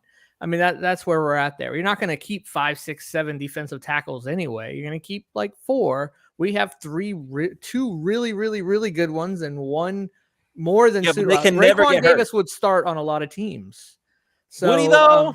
Yes, he would. Yeah, Raekwon Davis would start on a lot of teams. I'm not saying he'd be a supreme starter, like, oh my God, that guy's so sick. I'm just saying on a lot of teams he'd be a starter. I think right now I put him in the same category as Jordan Phillips. I like that I've heard he slimmed down. I'm telling you right now, from his, and I've said this multiple times, from his early Bama days, his first year, he was slimmer. He played that role a lot differently, and he was a lot more effective. And then they had him put on weight and play more of a stuffer, and that's part of why he was drafted round 2. And because the year before, had he been drafted, he probably goes round 1. Raekwon Davis is a really good backup. We need that 4th guy, though. We don't have him right now on this roster, in my opinion. Now, somebody could materialize. I mean, we've had guys materialize before we didn't realize would. You can't, you're not going to have studs at number 52 on the roster and your 4th defensive tackle a lot of times. But I think a guy will show up. I feel like he will, but if not, I think they decide halfway through camp, okay, we need a 4th tackle. We don't have Jenkins on this roster. I think they'll go get him. Ndamukong Suh. Yeah, I mean, Ndamukong Suh or something. They could do something like that. What do you think, Duke? Oh yeah, I'm down for adding Suh. I don't think he's going to come at a. He played for $1 million last year. Yeah, but he did it halfway through the season. Yeah, so I see if they can add that. As far as the defensive line, they need a backup nose tackle, another 0-1 tech kind of guy. I know Wilkins can kind of play that role, but you don't really want him to play that role. But yeah, they need that guy. Otherwise, the defensive line is set. Yeah, they're short. They're short a backup 0 and another 5 tech. Hopefully, Randy Charlton could be that guy as the backup 5 tech. If not, I would bring back Trey Flowers. He had good tape last year. He played well last year when asked. As far as the 0, there's a guy out there that, he signed last year along with Ndamukong Suh with the Eagles, Linval Joseph. He's perfect for it. We're not talking about a guy that's going to play a lot of snaps. We're talking about a guy that's going to play 10, 12 snaps maybe? If that, okay? Yeah, I mean, more like 8 to 10 maybe in a game. So, they don't need a lot, but what they do need is, like, they do have a gaping hole there. Now, is this something that's like urgent? I don't think it is, man. These are 330-pound human beings that I don't believe, especially a 0. They need camp or want camp or necessarily need camp. So this is something that you could see. It's entirely possible that it'll be Tuesday of Charger week. And, oh, look, the Dolphins just signed Linval Joseph. You know what I mean? Or they signed Akeem Hicks. Which I think is like that's first of all, he played for Fangio, I believe, in 2 places. So, that's a guy that you would absolutely just pencil in, and he could play you 10 snaps and maybe even more. So, yeah, this is not something that I think is as urgent as you would, I don't believe it's fucking urgent. You know what I mean? I think it's something that you could wait until the week before the season and you could sign one of those guys. By the way, Inter Miami just scored for the 4th time. It's 4-0. They're kicking the crap out of Atlanta. Or even you wait till after week 1 into week 2, where you don't have to guarantee their entire year if they don't play the entire year. So absolutely. You could even do something like that. They could be playing the roster. They could be playing the schedule. Like, if you look at the schedule, okay, do the Chargers have a power running game that you're essentially crapping your pants over? Probably not. Okay. Who do they play week 2? It's the Patriots, right? Yeah, I think so. Yeah. They're going to Okay. run the ball a lot. Okay, maybe that's when they sign the guy. You know what I mean? That's when Linval Joseph comes in. That's So, fair. I don't think it's urgent, but they absolutely need it. I do hold out hope that Randy Charlton could be one half of the solution, but I don't believe they have the other part of the solution, which is a backup zero. Brandon Pilley, I do not think is an NFL player. Maybe I'm wrong. Hopefully I am wrong. I mean, we You know? had the guy last year in training camp, and we cut him, and he got picked up. And man, I cannot remember this guy's name. Ben Stilley. Thank you, man. Yeah, I thought for sure they'd be able to stash him on the. They tried. and They tried. he was gone, man. They picked. We got more of our players picked off last year after cuts than. Oh, it's gonna happen a Than lot I've this seen. year, and it's gonna hurt. Yeah, I think it'll happen more. Again, I know we overvalue our guys, but I mean, we just need a guy to be like John Jenkins. I mean, John Jenkins isn't like a supreme guy. I'm not worried about it. Plus, you got to figure certain things. They made certain moves to improve their team. Every team tries to every year, but then you got 90 guys. You bring those 90 guys into camp, and you see what you got with them. I mean, that's part of how this goes. Yeah, they made the low ball offer to Dalvin Cook because he's a piece, but they're only going to take him in a certain amount, whatever that was. And besides that, these are the 90 guys that they're going to evaluate and see what's what. And, sometimes injuries happen and it makes you make a move, or sometimes you just first couple of weeks, you're just not seeing something from a player that you thought, or guys come in and you can clearly see they didn't do what you asked them to do in their last 6 weeks, whatever it might be. Those types of decisions start starting tomorrow, right? As these guys are coming in, we're going to see. So we got to let the process play itself out. And we're not in a situation where like, oh my God, we got to fill all these holes right now. Like the time to fill any holes, quote unquote, was since middle of March. Now we got these 90 guys and we got to see what they're about during camp before we're begging for Miami to go sign this guy, go sign that guy. But speaking of camp, though, because here's the thing, Alf, you were talking about Randy Charlton as half of the solution. Charlton is listed as a defensive end. Then there's a whole bunch of these other guys here who are considered defensive tackles. This is a training camp discussion. So do you think Charlton fights for the defensive tackle spot, or is he going to be a defensive end? No, I was talking about Randy Charlton being part of the solution as far as a backup 5 tech, which is more traditional defensive end that plays head up on the tackle. Basically, Ogba's backup. Yeah, Ogba's backup, which I don't believe they have one on the roster right now. And remember, Ogba can play a little defensive tackle as well. Yeah, that's what I was thinking too. Is like if you really needed him to, and he probably will. He will play a little bit inside, but I mean that's not really what Ogba made his name doing. He didn't get paid for his work inside. Yeah, although he's really, really good rushing the passer inside. Yeah, they need a backup 5 tech. Okay, which is a guy to play head up on the tackle. And they need the backup 0. They don't have that on the roster right now. I am holding out hope again, like I said, on Randy Charlton. I think Randy Charlton, that can happen for them. We shall see. All right, let's switch gears here to the linebacker position, and the linebacker position is longer than I can actually scroll on this screen. So. Let's go ahead and just go down the list here. Mitchell Agud, I don't know if I said that right, out of Miami. So all the Hurricanes people out there probably know a lot about him. Jerome Baker, Bradley Chubb, Cameron Good, David Long Jr., Aubrey Miller II, Garrett Nelson, Jalen Phillips, Malik Reed, Duke Riley, Channing Tindall, and Andrew Van Ginkel. Now, this is where we have to play the game of figuring out, okay, which dude is actually at what role. So Andrew Van Ginkel, as of last year, would have been part of the pass rushing group. So like Jalen Phillips, Malik Reed, Bradley Chubb. But now he's being looked at as an inside linebacker because Vic Fangio pulled him aside and said, come back to Miami. I'm going to try to work with you here and make you do this instead. And I guess he agreed to it. That puts him in the same group as Duke Riley. That puts him in the same group as David Long Jr., puts him in the same group as Jerome Baker.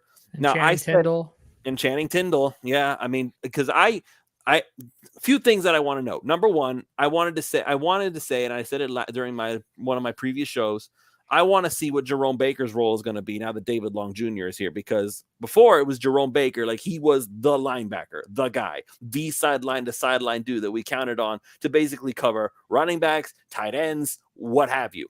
Now that's not going to be the case anymore because now David Long Jr. is here to alleviate some of that. So do they switch up Jerome Baker's role?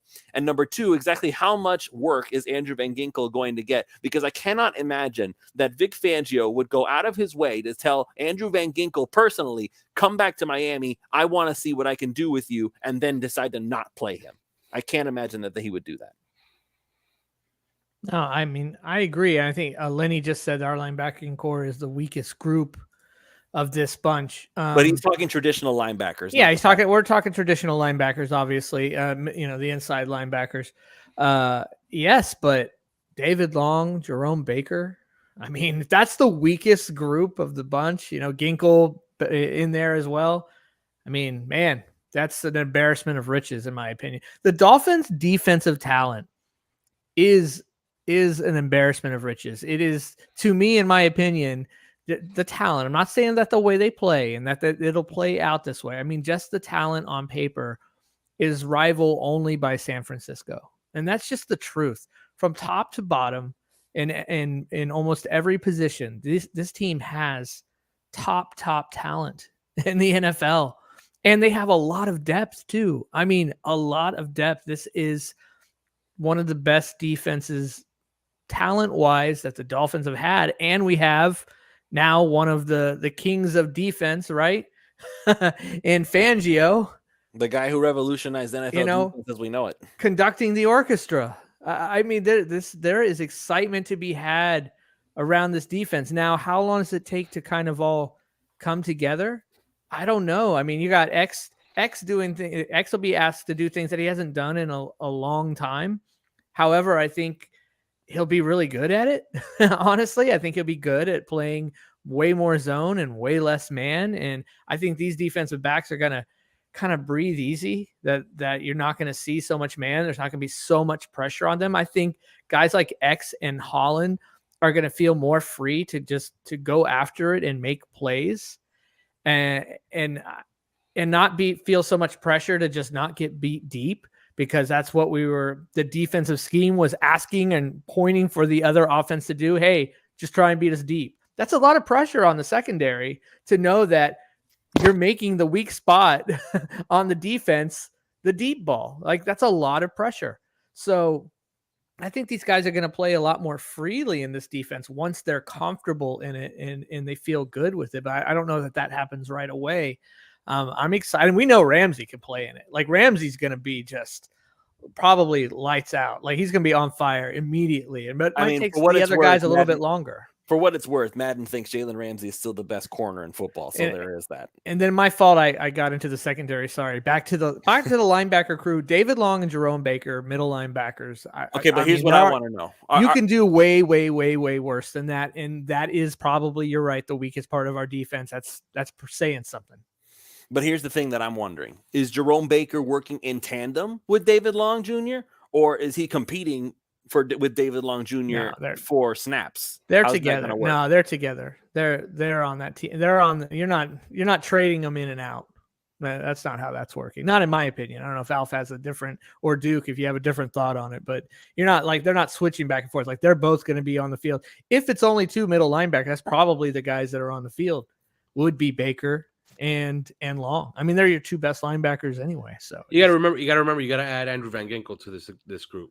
Okay. Yeah, we did. We brought him up, but I don't know how much he's going to be able to get to, because if you add more linebackers to that field, you're taking away players in the secondary, which I imagine they want to do a lot of. Well, they're not going to play. They're not going to play a lot of conventional, 4-3. They're not going to have a lot of three linebackers. They're not going to have three linebackers out there because, first of all, most teams play a lot of 11 personnel, and when you play cover 6 and a team lines up in 11 personnel, if you want to use your base and use three linebackers, you're going to have to play single high. And Fangio never likes to play single high. He likes to play two deep shell, always. So he's going to always have essentially a 4-2-5 out there at all times. Okay, so he's going to have four linemen. He's going to have two linebackers. He's going to have 5 secondary players.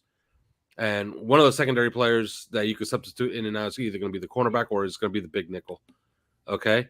So, I would not, as far as looking at what they have at linebacker, I would not look at it and say, oh, okay, they need to go get another guy or a third guy. No, they're only going to play two. And the two that they're going to play are pretty good. And if you need to find a third, I guess, some of these guys have to grow up, right? Like Channing Tindall, you did draft him. Yeah, time to play, man. Time to get time out. To play. You can't figure it out in this defense. And we know we can trust. And we know we can trust Duke Riley in a pinch because he's done it before. The one guy that I would say is probably pigeonholed into doing one particular thing is Aubrey Miller. He's going to be a fill linebacker, okay, which is the same role that Landon Roberts had. The only thing is at this time, Aubrey Miller is really, really only going to be doing that and that alone. He's not going to be cross-trained anywhere else, and he's not going to play any other position except as a fill linebacker. But, yeah, I think Jerome Baker's going to, first of all, a lot of Dolphin fans really have to understand about, what Jerome Baker actually is, okay? He is a really, really, really good football player. And he always plays. He is always available. He never misses a game. Those are the guys that you want on your team, man.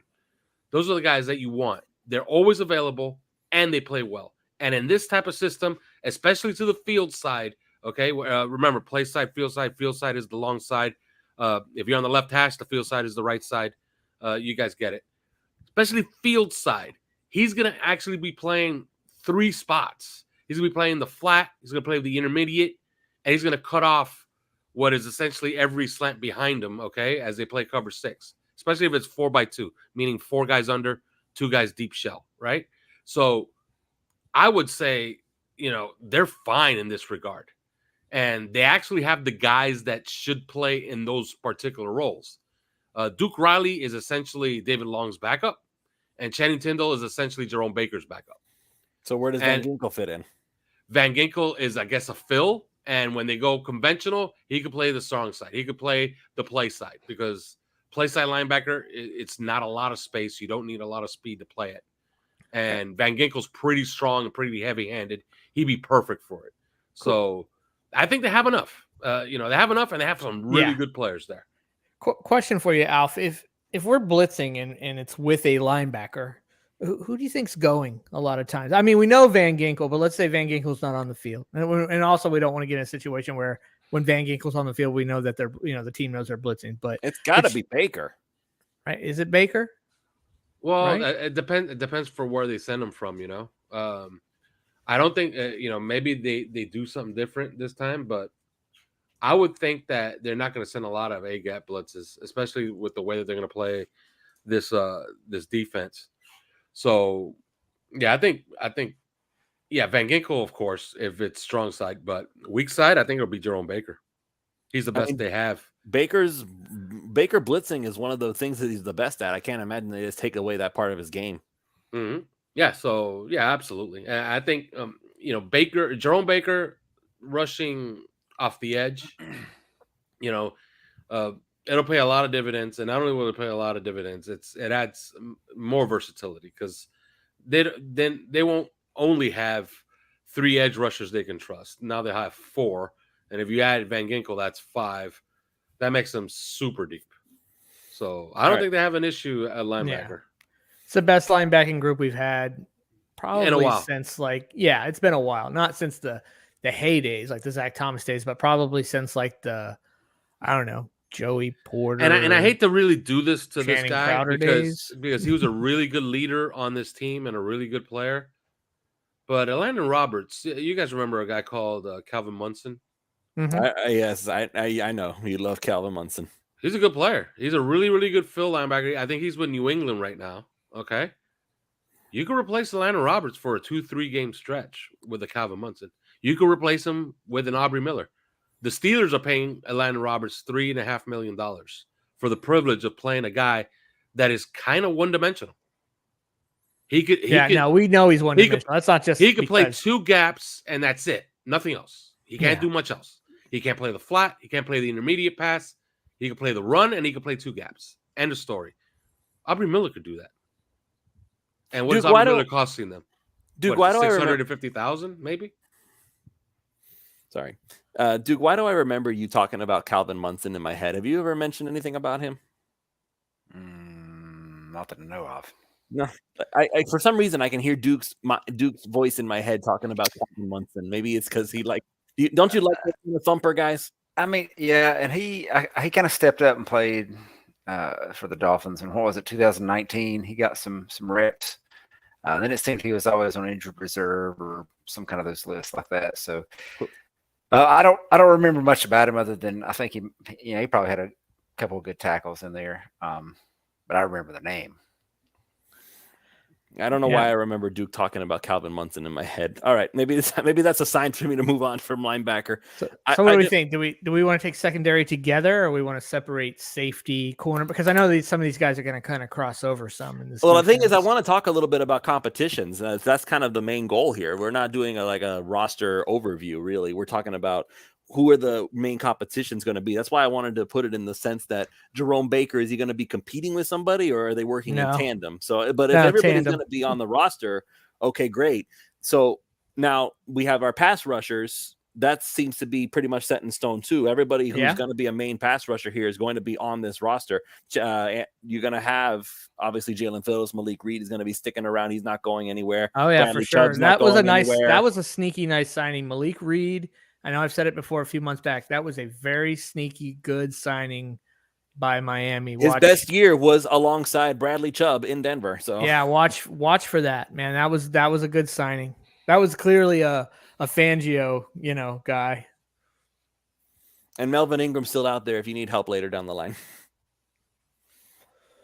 I'm glad Cap for Life is enjoying the soccer game. By the way, Cap, if you want to hear about tight ends, you're going to just have to rewind to the beginning of the show. Yeah, there you go. Yeah, that was not being live for a while. So, I mean, I think to answer your question, Lewis, there really isn't going to be a ton of competition at linebacker. I mean, I think we kind of know who those guys are. I think anything can happen in camp, right? But I feel like that's a pretty set position for it being quote unquote the weakest position on the team, or not. It's not on the team. Tight end would be the weakest position on the team, but on the defense, I think it's a really solid to good. I mean, when you had that David Long signing was great. God, what a signing. Well, I will say this just to make competitions the discussion. Channing Tindall's competing for his football life right now. He cannot be Noah Igbenogany 2.0 with his mental capacity. No, he can't, but he's on the roster this year, man. I know he's going to be on the roster, but we want him to actually do something. So Noah Igbenogany's going to be on the roster somehow. I don't want him to stay anymore. Yeah, no, I know. You're saying the difference between him being on the roster versus contributing. I don't think anybody right here, on this show can really answer that right now. I think that is a true question. That is truly something when we talk about what are we watching for in camp. Well, that would probably be one of the top things. Is Channing Tindall looking like he's going to contribute at least in this defense? And then next level, will he even maybe make some impact? That's a huge question that we're going into. Man, I don't even have, at this point, I don't have an opinion. I haven't seen enough from him. It was a disappointment last year. Maybe this wasn't the right defense for him. Who knows? We don't know really all the ins and outs of it. We just know clearly they felt like he wasn't ready because they just didn't really play him much. He wasn't ready. Everybody knew he wasn't ready. That's why he was supposed to be redshirted and why everybody was screaming, "Where's Channing Tindall?" Chris Greer even said it after the season was over and later on in the offseason. They drafted Channing Tindall and Eric Ezukanma both to be second-year players. I'm like, why would you draft somebody if you didn't think that he could at least make the attempt at playing early? I don't know. But here we are in year 2. So and we're still who cares about last year now, right? I know Eric Ezukanma can play. I don't know what Channing Tindall can do. Do we though? I mean, it feels like Eazy-E was less competent. A preseason stud, which is more than I can say for Channing. Yeah, that Tindall. means nothing. But that's more than I can say for stud Channing means Tindall. nothing. That's more than I can say for Channing Tindall. Preseason, go out, run this route 3 yards to this spot. That's it. Eric Ezukanma did not run 3-yard routes. No, but what I'm saying is go out and run a route to this spot. That's preseason game planning. Here, let me draw it on the ground for you. Easy, I want you to go to. But when you get into the offense on week 1, man, you got to know it inside and out. And it was clear that Wes Welker said that Ezenkama will play when I don't remember the exact words Welker used, but it was something to the effect of pretty much saying that Ezenkama didn't know the offense good enough to be playing. So now bringing it back to Channing Tindall, the question is, it's a new defense. Will he know it well enough to make a contribution? Will he know it well enough to use his speed to make an impact?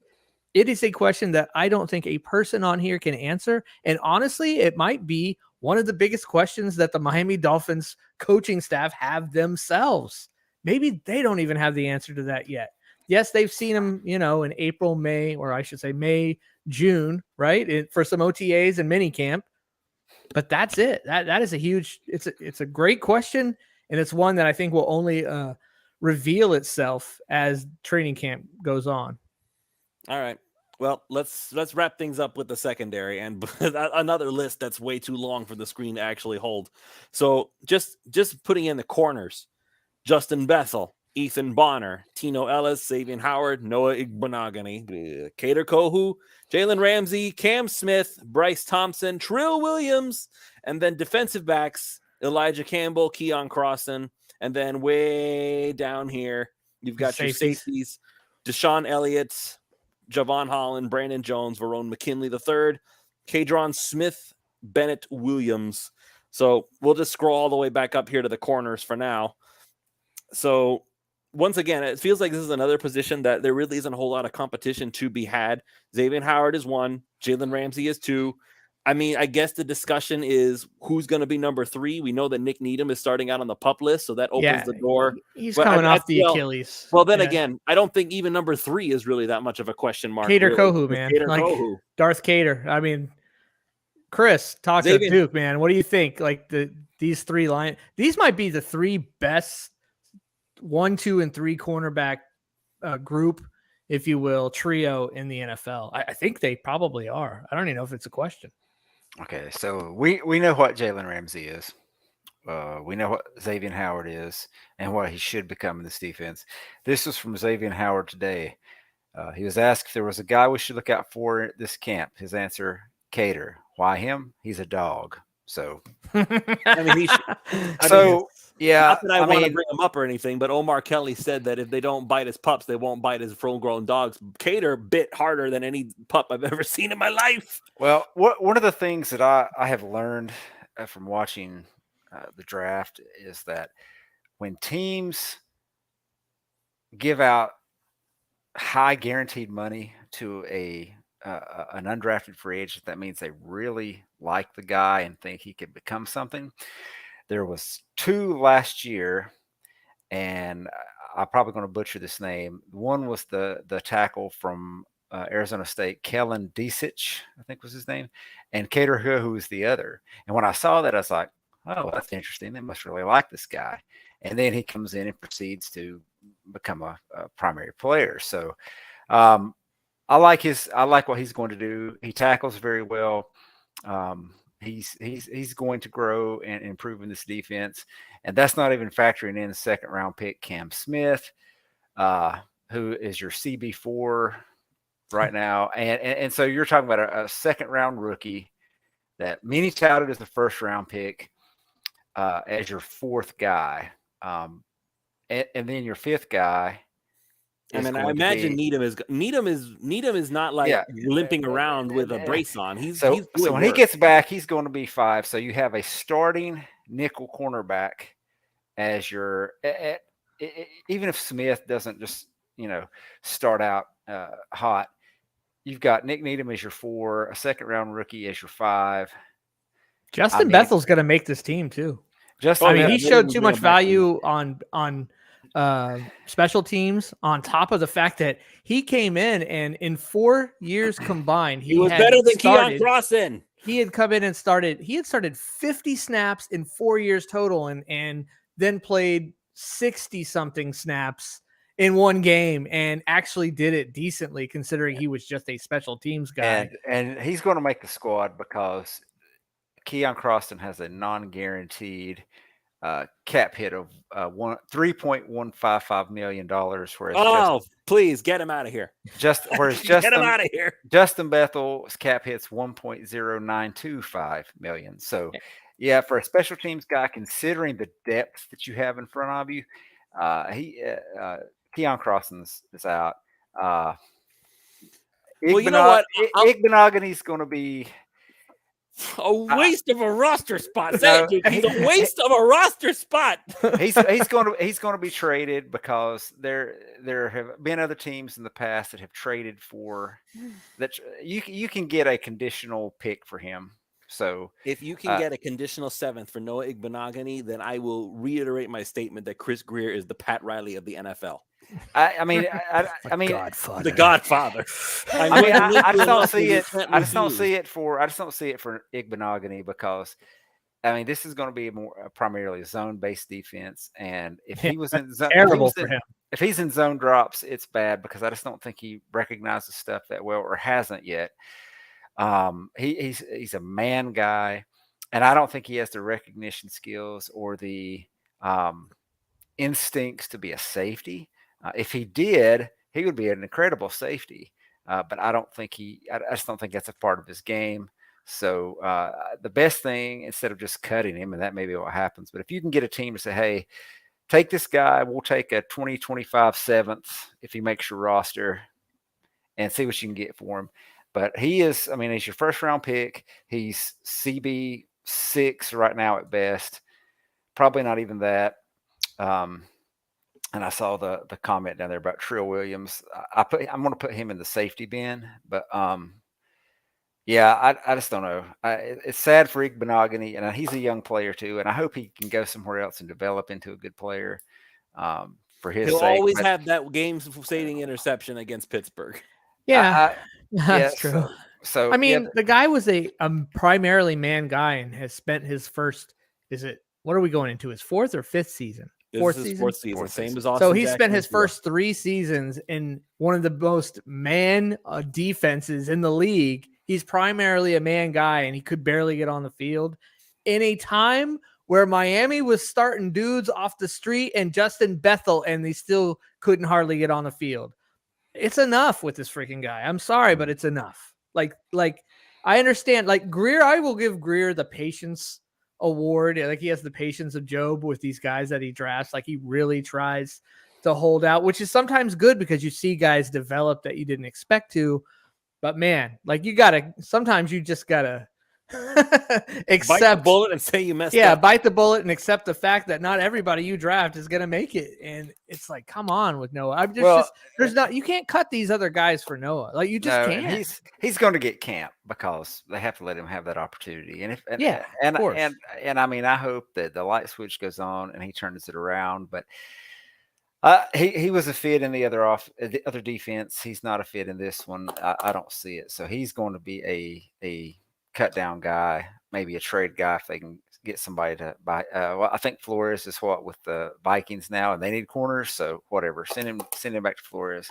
There you go. So I mean, man, this cornerback group is just so deep, and I want to say it's like they almost overreacted to the situation from last year, but I mean, just seriously, they're. I mean, if you consider Cam Smith a starter, right, and he's a 2nd round pick, so you would think on most teams he's probably going to get some starting reps, or he's going to be looked at heavily in the rotation.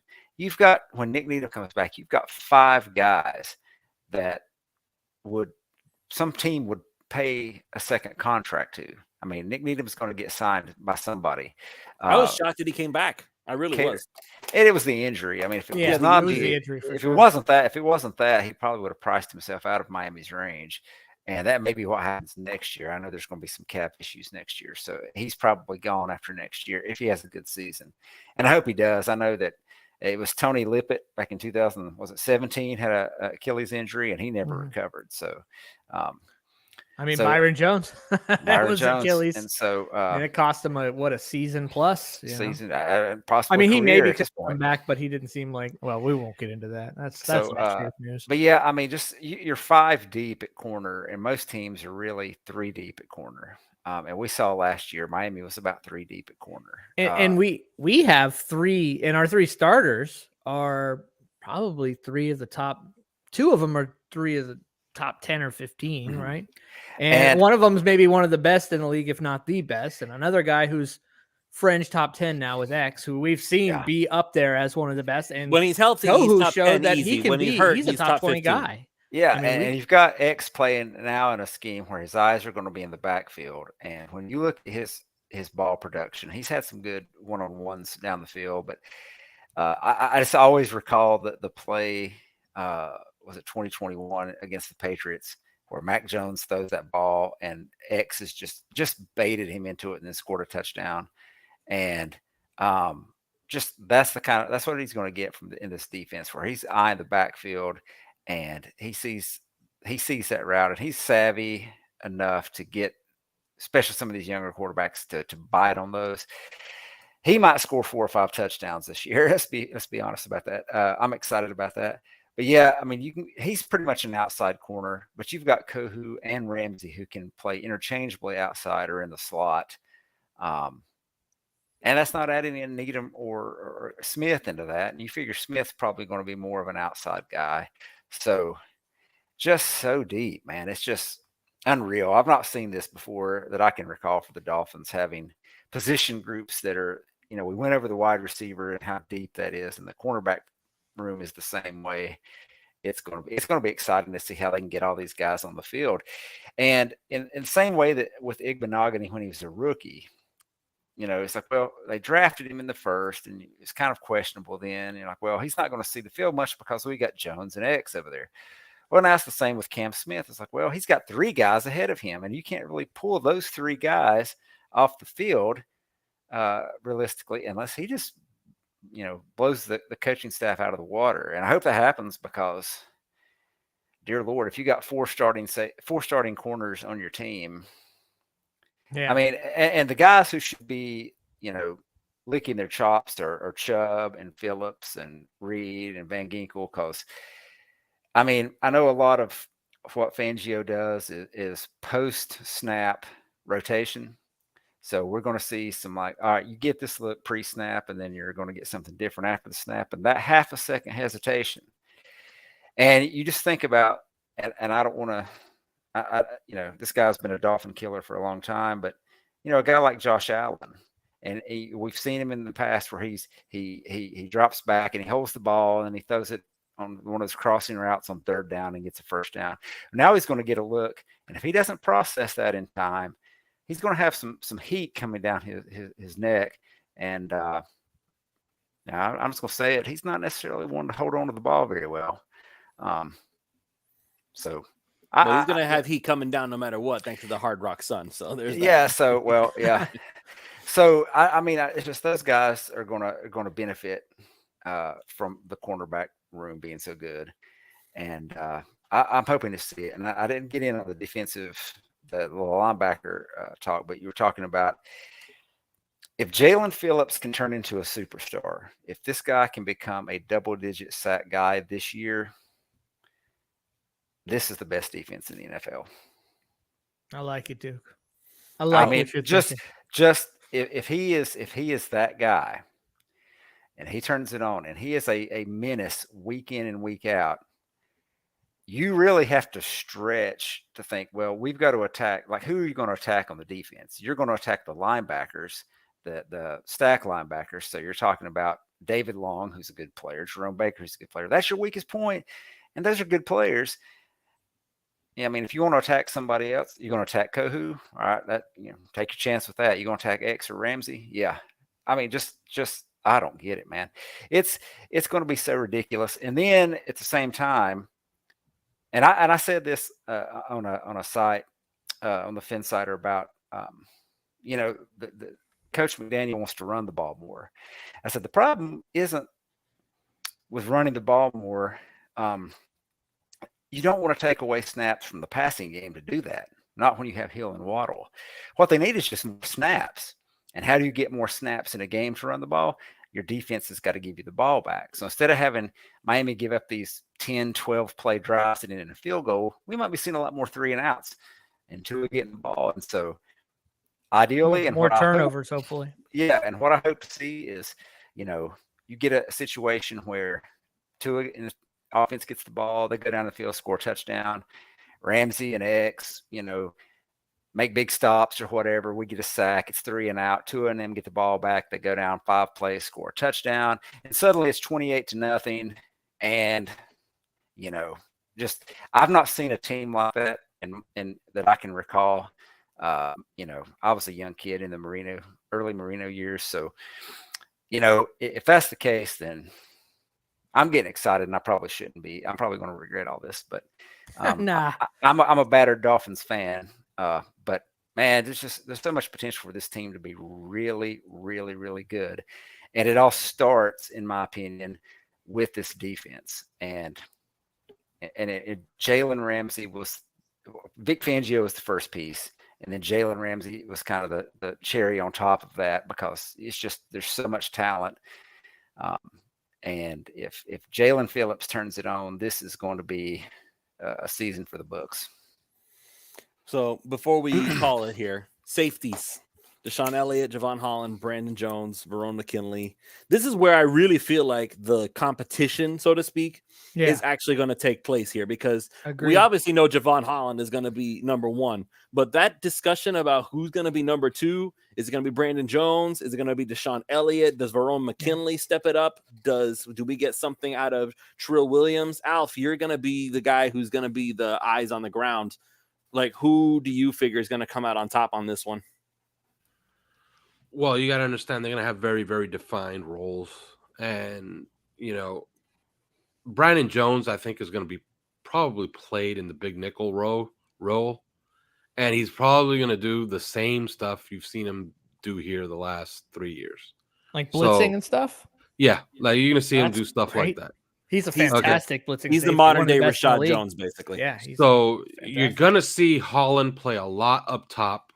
And when Jones is not in there, you might see him even come into the box and play Jones's role. And then you're always going to have guys like Verone McKinley and Deshaun Elliott that are going to be playing on the hashes. So, Duke said it right. Like, he thinks they could be the best defense in the NFL. Yeah, you could go from 0 to number 1. You could go from 32 to number 1 in this league all the time. And you usually do it when you have so much talent like they do. They are absolutely loaded. Like, this is the most talented team I've seen in ages. Like, I don't remember. Maybe the 2002 team was a little bit more talented, but this team has Tua, and that team had Fiedler, and that's a massive, gargantuan difference. Yeah. I guess you could give that team the edge on the offensive line and a running back, but even as good as Chris Chambers was back then, he's not as good as Waddle or Hill. Hell no. That ain't even close. I love Chambers, but that ain't even close. So, yeah, this is the most talented team I've seen since maybe the mid-90s. Like, if we're really going to go deep, let's go maybe the 1994 team or the 1990 team. And those teams played for championships. One was in the AFC championship game and the other one was in the divisional round. So, absolutely. And as far as safeties, like, they're loaded there too. And they have a lot of versatility. Now, all of this are all best laid plans before any injuries happen. But this team is also so deep on the defensive end, on defense, that they could fade an injury here or there, and they're perfectly fine. And the great thing about this scheme is that I'm not going to call this scheme injury-proof, but let's just say it's insured against injury, because all of those coverages tend to cover up for any deficiencies you might have. And actually having all these great players, especially Xavier Howard and Jalen Ramsey, is actually going to help them, because it's going to train on the guys behind them to play this scheme and to play their techniques even better. And it's that, this scheme is actually going to make a lot of guys look a lot better than they actually are. And that's saying a lot, considering I already think that this defense is extremely talented. So you're talking about a really talented bunch that's playing in a friendly scheme. Like, yeah, it's hard not to get out and over your skis or a bit too excited. I'm trying to be calm, but I just can't. I can't enhance my calm. But this is the as they Check your first say. pulse, year. Ron. This is Pulse of Fins Nation. Let it Like be. 2002, I would have believed it in 2002 because of the defense and the running game. Okay, in 1994, I would have believed it because of the power of that offense with Dan Marino, Urban Fryer, that great offensive line, Mark Ingram, Keith Jackson, Keith Byers. And then that defense was actually very underrated in 1994. But I would have believed it those years, and I believe it this year. If you told me tomorrow the Dolphins win the Super Bowl, they beat the 49ers, or they beat the Eagles come February, you know what I would say? You know what? That figures. Yeah, it wouldn't surprise. Like, it wouldn't me. be like, are you serious? Yeah. Oh my God. Nah. It would no surprise way. 95% of football fans out there, but it wouldn't surprise Dolphins fans who are paying attention, or I'll tell you one fans thing. who are not Dolphins fans paying I'll closer tell you. attention. I'll tell you right now. The Dolphins are getting much more respect than they're giving. You know, that a lot of Dolphin fans give credit for. I think it would surprise maybe 30% of analysts out there, because it's all over the place now. If you start looking at what's out there, you know, when you have when it gets all the way down to Stephen A. Smith and he says, "Oh, I wouldn't be surprised if Tua's healthy, they're in the Super Bowl," you know, and then you have Colin Cowherd of all people. Yeah, he's got saying, that's true, Mike. Yeah, you're right. Okay, then it's over. Okay, they give up the ghost and it's over. Like Mike Yeah, the Greenberg only ones- actually the only said ones that he acceptance. thought Mike Greenberg was very upset. Yeah, but he actually said one time, when Tua was on the field, he felt like when Tua was healthy, Mike Greenberg actually said he thought that the Dolphins were the most talented team in the NFL. And I heard him say that, about passed out in my chair when he said it. So you're right. You're right. The national analysts are, you know, if Tua's healthy, on. look, and you know, I haven't done my prediction on my show. I will right before the season, but I guess this is a spoiler or a sneak preview. If Tua's healthy, I kind of expect them to play for a championship, which means I expect them to win a playoff game or two and play in the AFC Championship game. So, you know, like that's where I probably draw the line and I say, you know what, this was a really successful season. Like if they went and they lost in the AFC Championship game, that's probably where I draw the line. But if they lost in the first round of the playoffs, kind of a disappointment. Well, I'll put an asterisk on that, Alf, because let's be real about one thing. The Dolphins literally limped into the playoffs in the sense that half their roster with any sort of merit was on injured reserve. The secondary, and we still almost beat Buffalo. The secondary was wiped clean. We had our third string quarterback. Offensive line was fried. Yeah, offensive line was dudes off the street we'd picked up like 2 days earlier. Yeah, it was rough. I talked about this on the podcast, but Lester Cotton got picked up on a Friday and played the playoff game the next day. It actually did decent. Okay, which means that, and I remember they asked him about it. He was like, "No, my agent told me on Thursday night I had to go to Miami."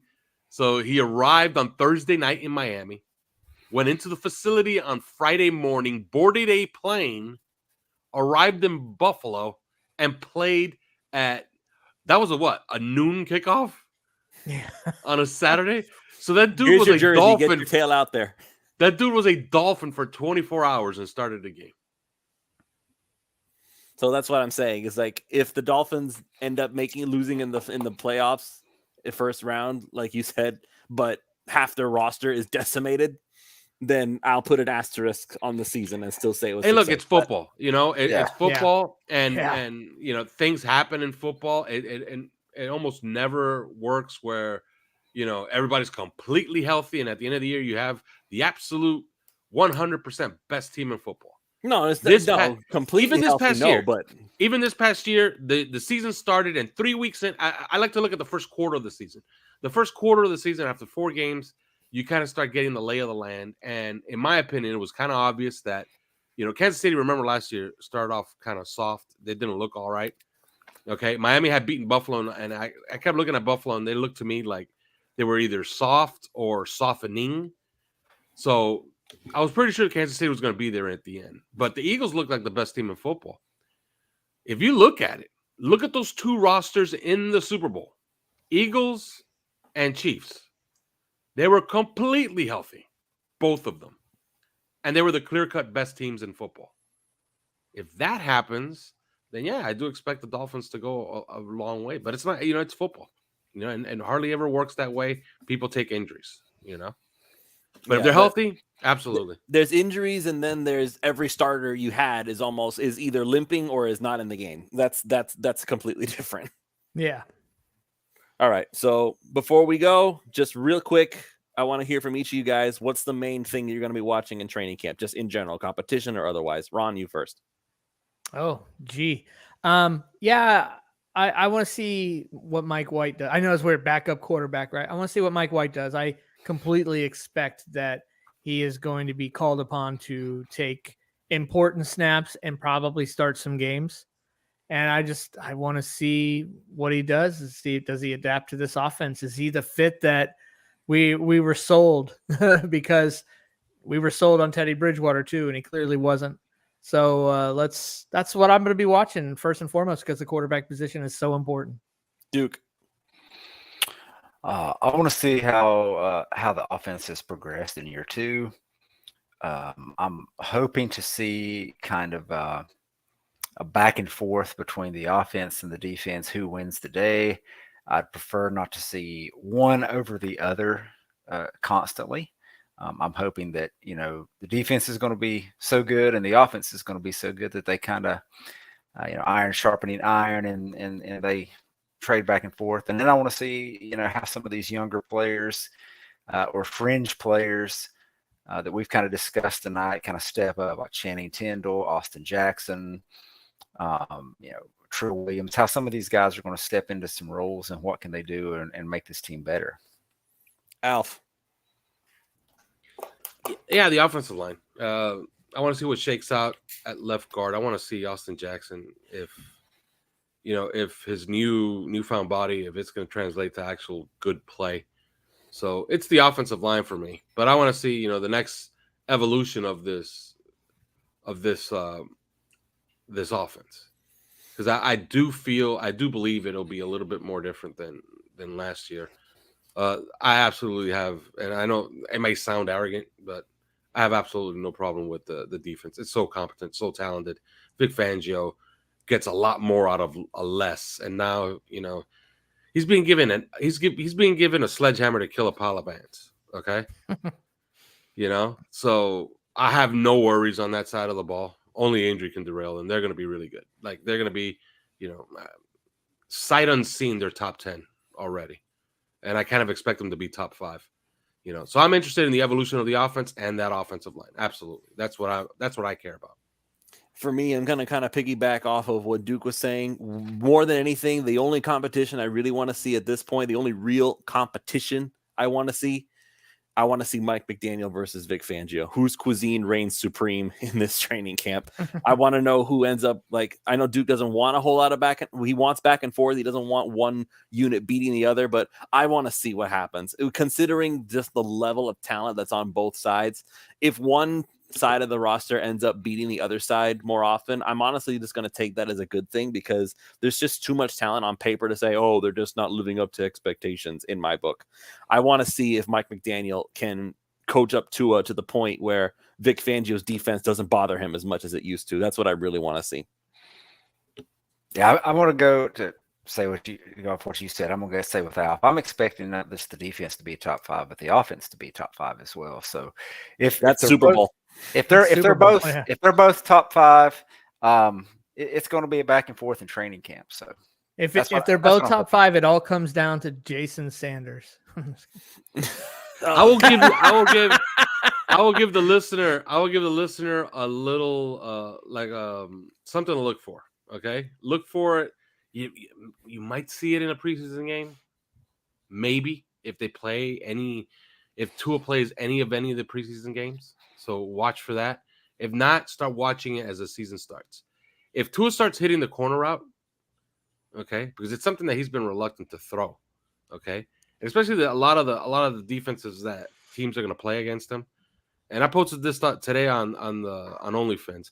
I don't know if you have it, Ron, but you could probably, if it's on OnlyFans, I'll allow you to show that screenshot. Okay.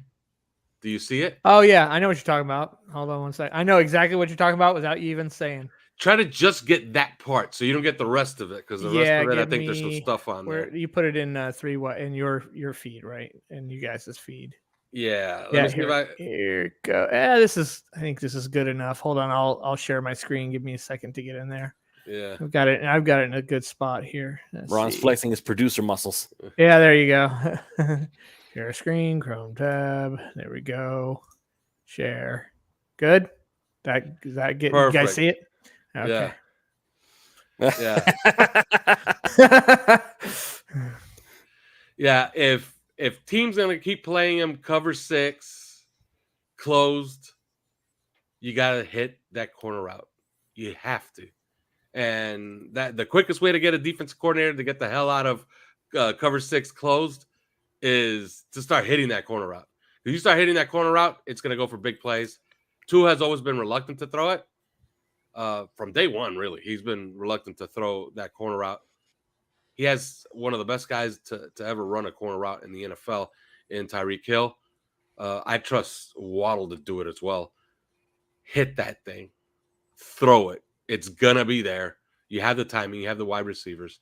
Once he starts hitting that, it's a wrap. It's over. The horse leaves the barn, and this offense just can't be stopped. It'll be a top 5 offense without trying too hard even. All right.